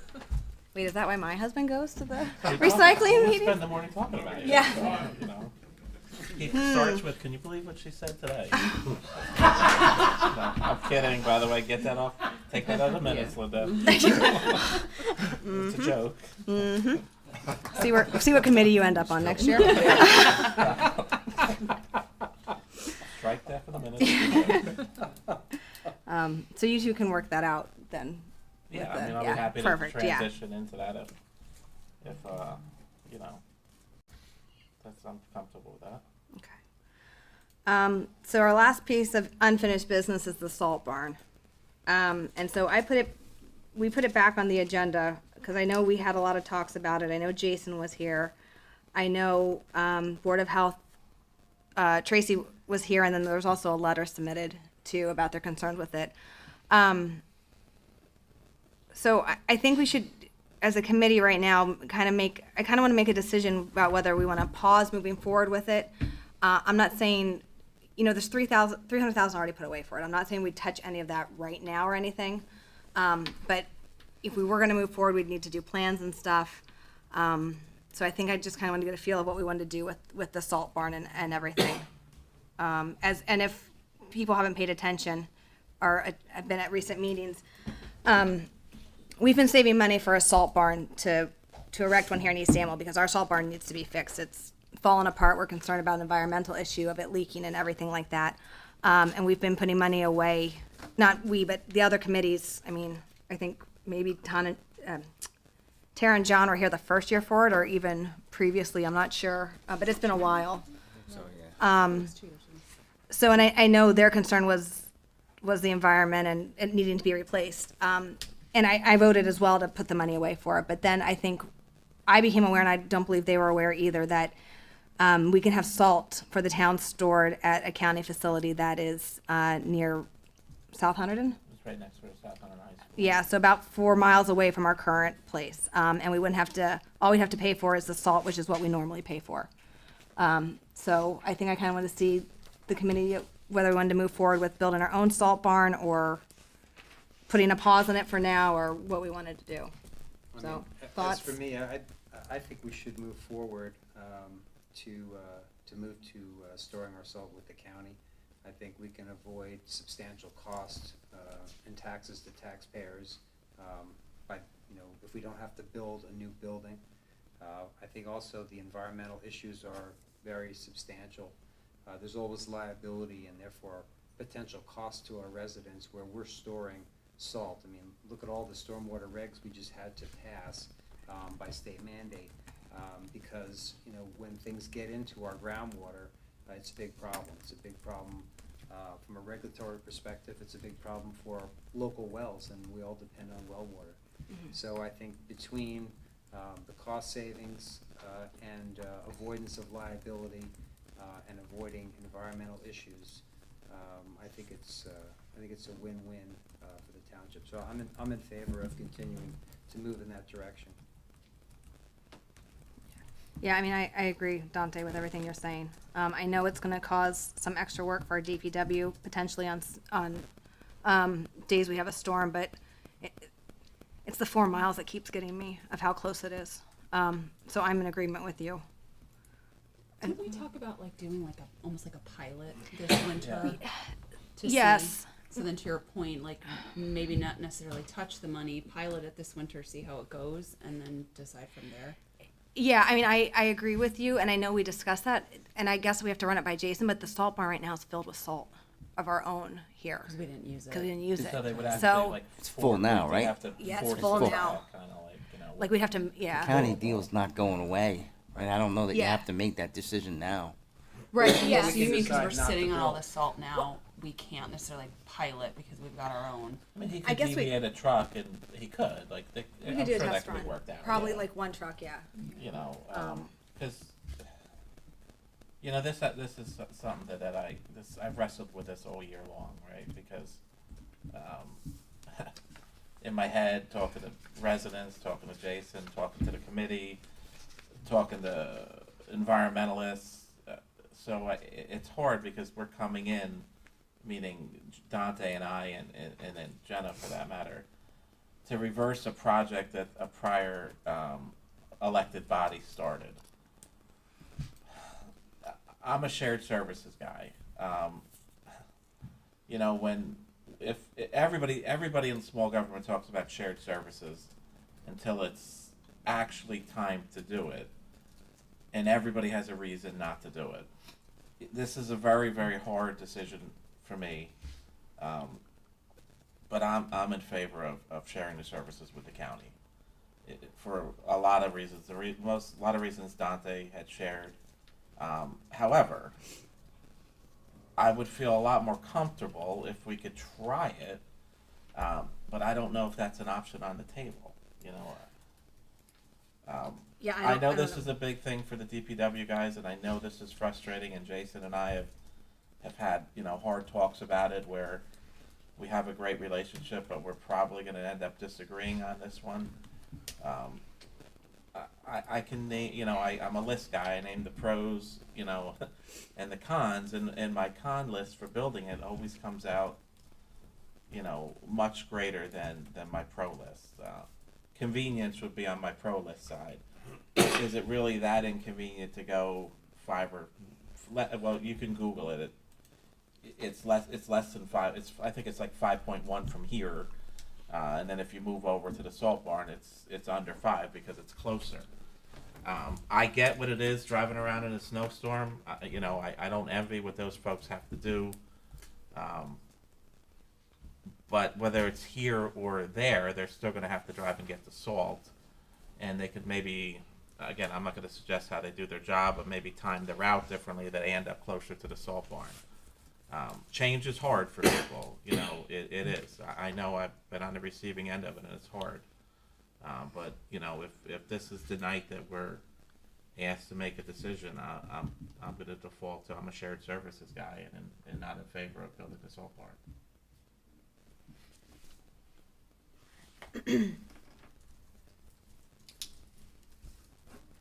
Yeah, I mean, I think that's, like I said, my default. I mean, we could still do the test run if they want, but we could, like, I just don't think we should move forward with it right now on building the salt barn.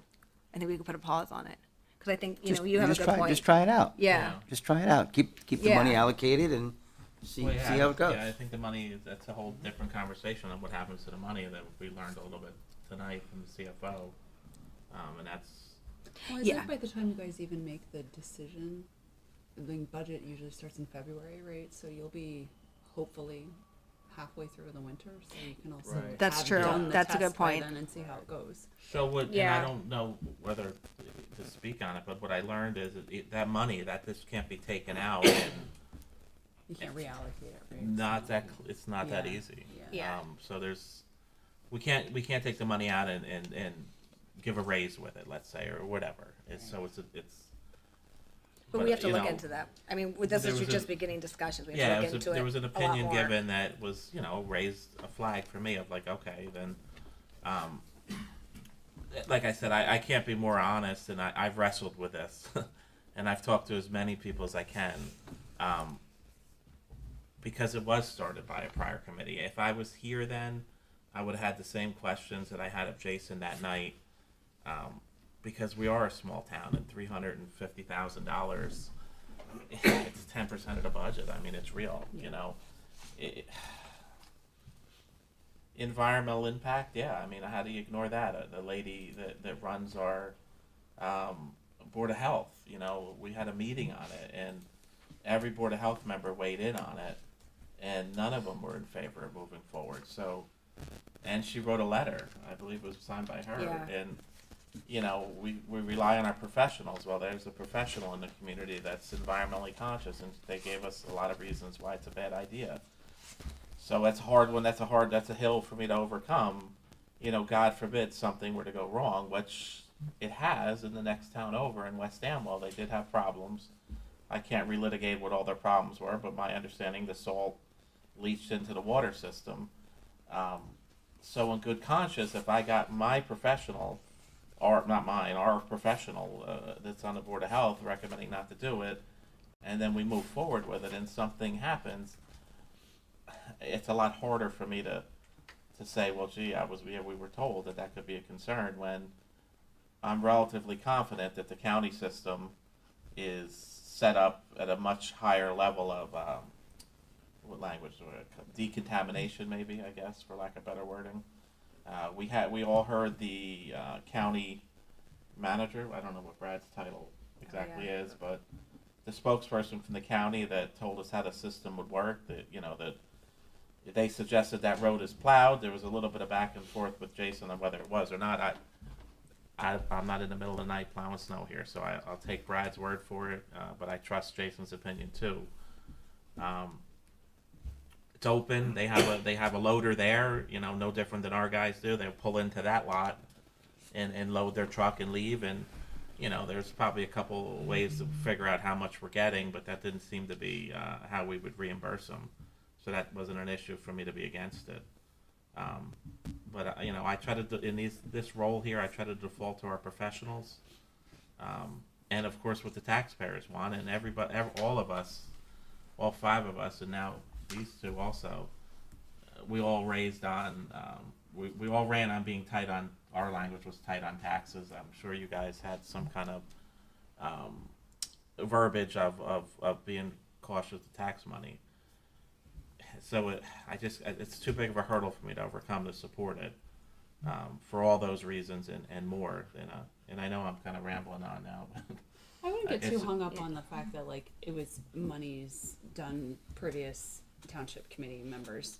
The premise of it, John, correct me if I'm wrong, was that we were trying to build like a fund to replenish things that needed fixing, and whether it was a salt barn, whether it was trucks, because I mean I remember like 3 meetings ago, our first year where Jason came and told us the condition of the trucks and that they were all gonna eventually start falling apart. They're already falling apart, right? So Yeah. I think like my hope, right, as a taxpayer would be, you know, we've done a good job, right, ever since that meeting, whenever years ago it was, and then we did it 2 years ago, and then we did it this year. Put away the money, just use it for something, right? Because whether it's salt barn or whether it's roads or whether it's trucks or something else that the town needs, because we were trying to build like that piggy bank where, because we had, you know, done other things for so many years, we kind of took our eye a little bit off of that.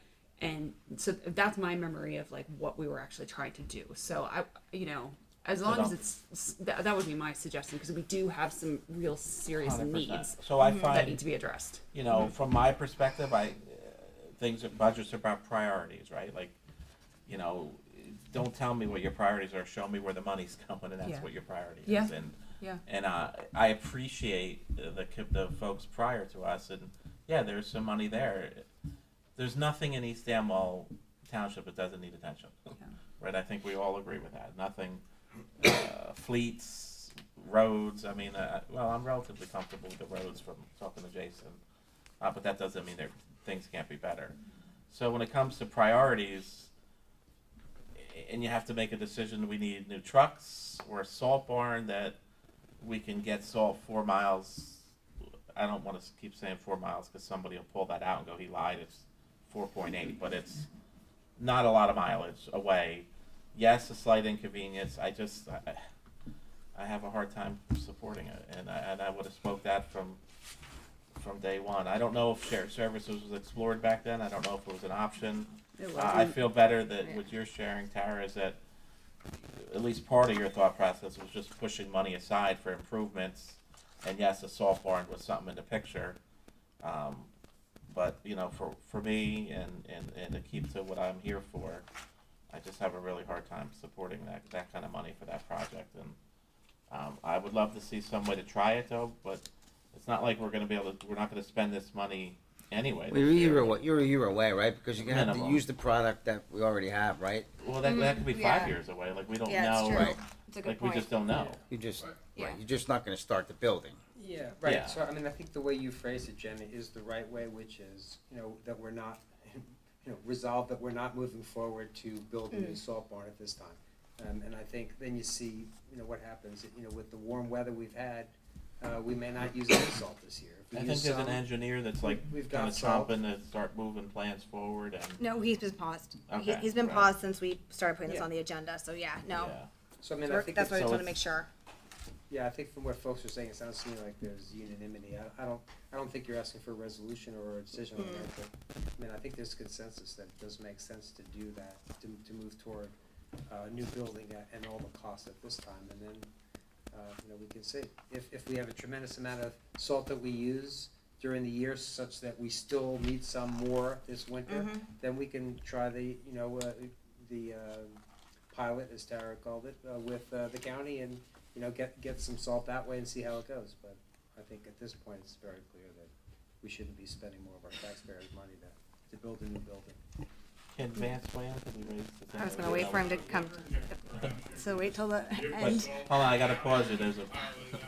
Hold on. You have to wait for the public comment first. Sorry.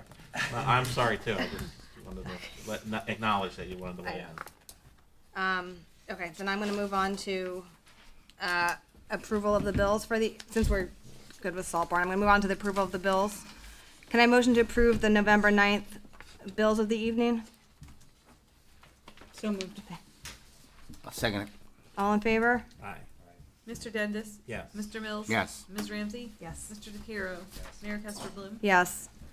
Moving on to approval of administrative reports, they are attached. You can see where everything is. So can I have a motion to approve the administrative reports? So moved. Thank you.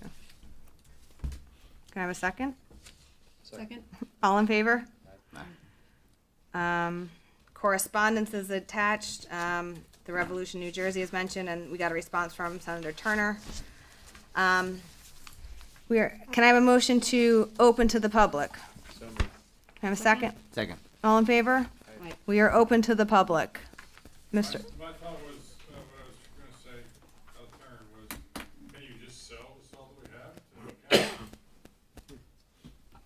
And then pilot it, and then make a decision?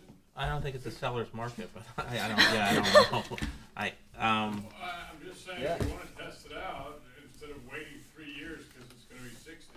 Oh, yeah, Which, yeah. which means this, which also says why build a salt barn? Right, Well, exactly. we're gonna use less salt, but if it's a risk, Right. which I agree with you, Mike, it's probably the county's got it buttoned up better than we do. To get the salt out of here, get the pilot program, and gift the salt for goodwill. Well, I don't know how much it costs, I have no idea, but Yeah. just a thought. Yeah, we No, can no, look I into appreciate it, it. yeah. It's a good thought, we should look into this, right? Thank you. Anyone else from the public? Andrea? Andrea Bonadigo, East Amwell resident. First of all, I think, as I remember when I was on the Township Committee, which is 19 years ago, the last time, you don't really have to have a motion to open to the public. You have to have a motion to close to the public, but not to open to the public unless things have changed in the last 19 years. It just, Oh, I'll look into it, small okay. thing, but Yeah. I'll look into it. But what I really want to talk about is freedom. To me, there are two basic definitions of freedom. I mean, of course, there are millions, but these are two I'm going to focus on. One, I can do whatever I want, and no bossy government can tell me what I can and cannot do. Number two, my government will keep me free and safe from damaging behavior on the part of my fellow citizens and neighbors. So just as an experience, during my 8 years on the Township Committee, we had a construction official, Stu Dottie, some of you may remember, who took his job seriously and whose wages and expenses were entirely self-supporting. A friend of mine was his secretary for 10 years, and she verified that, and I believe her.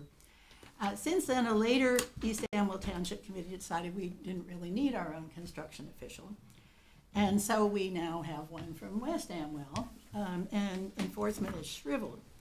I could tell you an incident that I had with him, which would just blow you away. But it is now possible to build a new dwelling in East Amwell with no zoning permits, no plumbing, electrical, or construction inspections. This has actually been done in an area that I'm aware of. I prefer not to cite in detail. The county does not seem to care whether a well or a septic connection near your house needs any inspection. So someone could just come along and hook up a well or a septic system, and the county won't come and check on it or insist that they have it approved or anything. So I ask everyone to think about the kind of freedom that will work best for you and for our residents.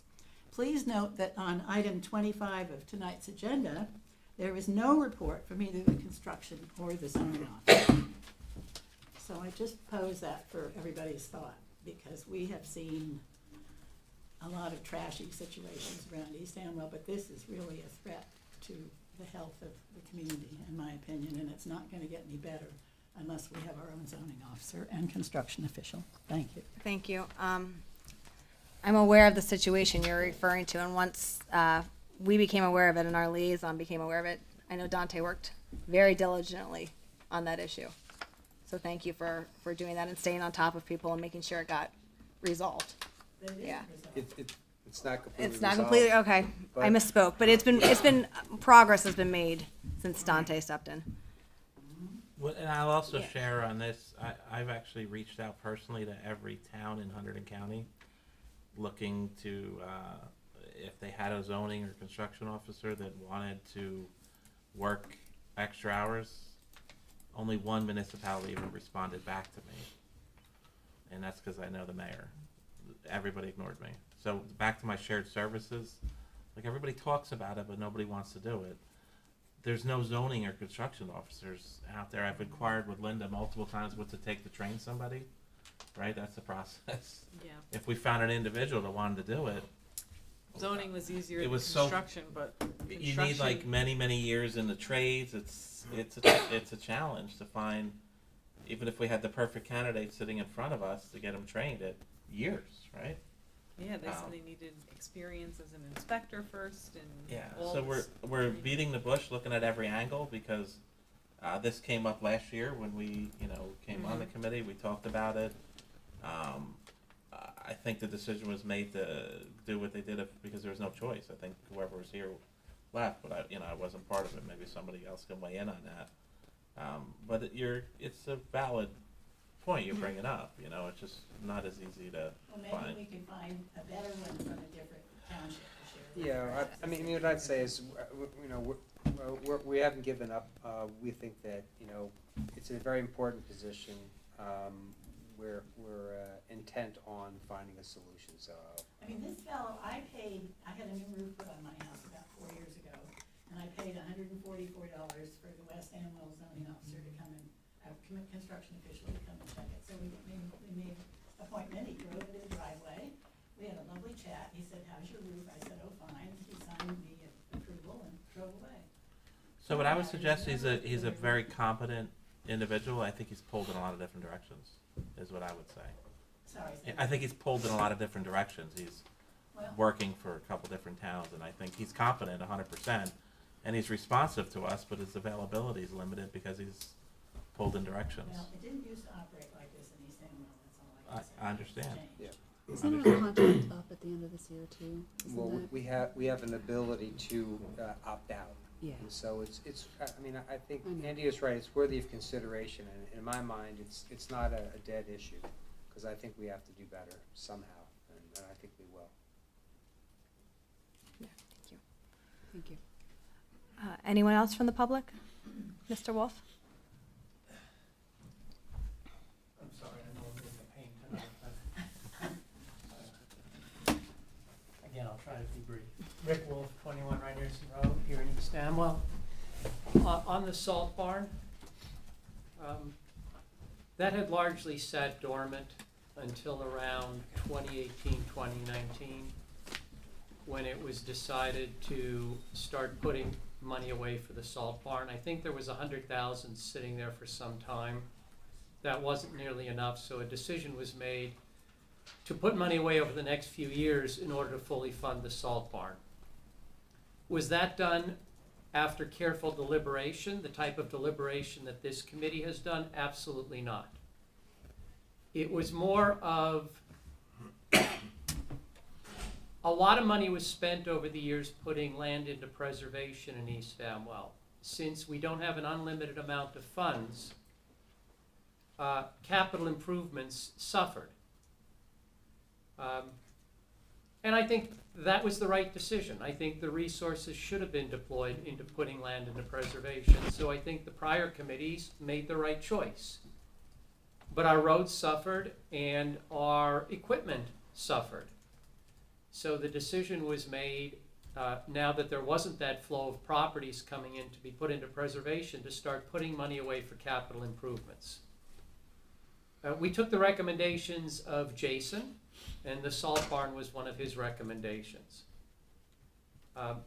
Now that there's been a thorough analysis done, including by the Board of Health, and by the way, the chair and the vice chair of the Board of Health are both multi-decade environmentalists. I mean, these aren't just people who volunteered because they have some interest. These are people with real credentials. Tracy Carluccio and Larry Tatch have real credentials when it comes to environmental matters. We have some other residents in East Amwell who have real credentials in environmental matters who I know feel the same as Tracy and Larry. I'm not going to say their names. They want to come in, they can. But I can tell you that the people in this township that I've spoken to who have the credentials are in favor of using the Hunterdon County facility. And in part because that facility is much better than the facility that we could build with 300 and some odd thousand. It's much more protective of the environment than what we could build. So, having been involved in allocating money to the salt barn, am I sitting here offended that you guys don't want to build the salt barn? No, not at all. Okay, not at all. You did the appropriate analysis, you weighed the pros and cons, and you're going to make a decision. And if that decision is not to move forward with the salt barn, which I actually hope is your ultimate decision, because I'm one of the people on the Board of Health now who is against building the salt barn, you're not hurting my feelings at all. To Andrea's point, we have zoning and we have construction. Construction comes out and inspects how things are built. Zoning comes out and ensures that people are complying with our ordinances. My impression is that most of our problems fall into the latter bucket, not the former bucket. The issues that we've had with construction, which we share with West Amwell, we use their construction office, really have to do with the time it takes to get construction permits, not the competence of the construction officials. And toward the end of my tenure, we were contemplating moving to Delaware Township. And Delaware Township was very interested in doing a shared service with us. I was interested in moving to Delaware Township because I heard great things about their construction office.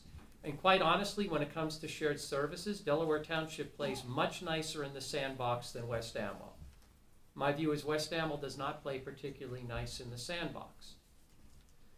But in any event, you are where you are with construction, but I don't think that's the big issue. The big issue is zoning. And we really do need our own zoning officer, and I've said this before. Back in 2018, I believe,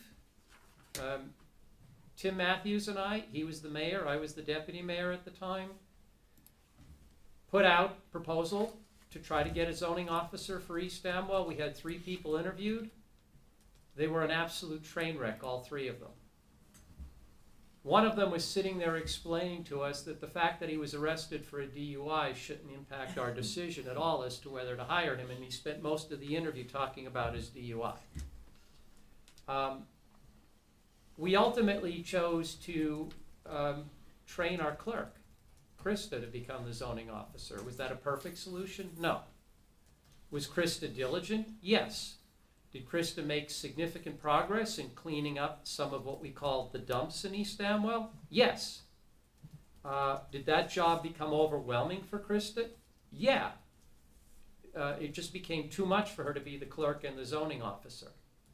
Because once people in the township realized we had a zoning officer who was willing to do something, that's when you really start getting the complaints. If you're good at your job as a zoning officer, it's going to be a lot more than an hour or 2 a week. If you have a good zoning officer, it's going to be a lot of work. And there is a lot of work that needs to be done in East Amwell by the zoning officer. So keep plugging away, try to find a zoning officer, but I hear you, it's hard. It's hard. If we have to scrape up a little bit more money and try to pay a bit more,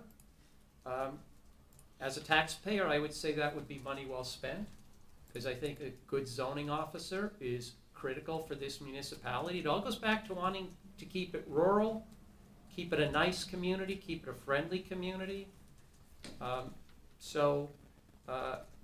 I wish you luck in trying to find a zoning officer, but this is another thing that I would view as a high priority. Thank you. Yeah. Sorry for taking up so much time tonight. They were just topics that interested me. Thank you. It's a dense agenda.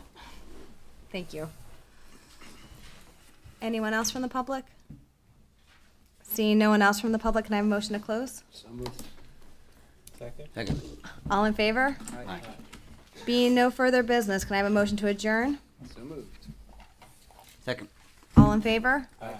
We are adjourned as of 9:15 p.m. Thank you very much, everybody. Change your mind. I know, it was like It's just the time.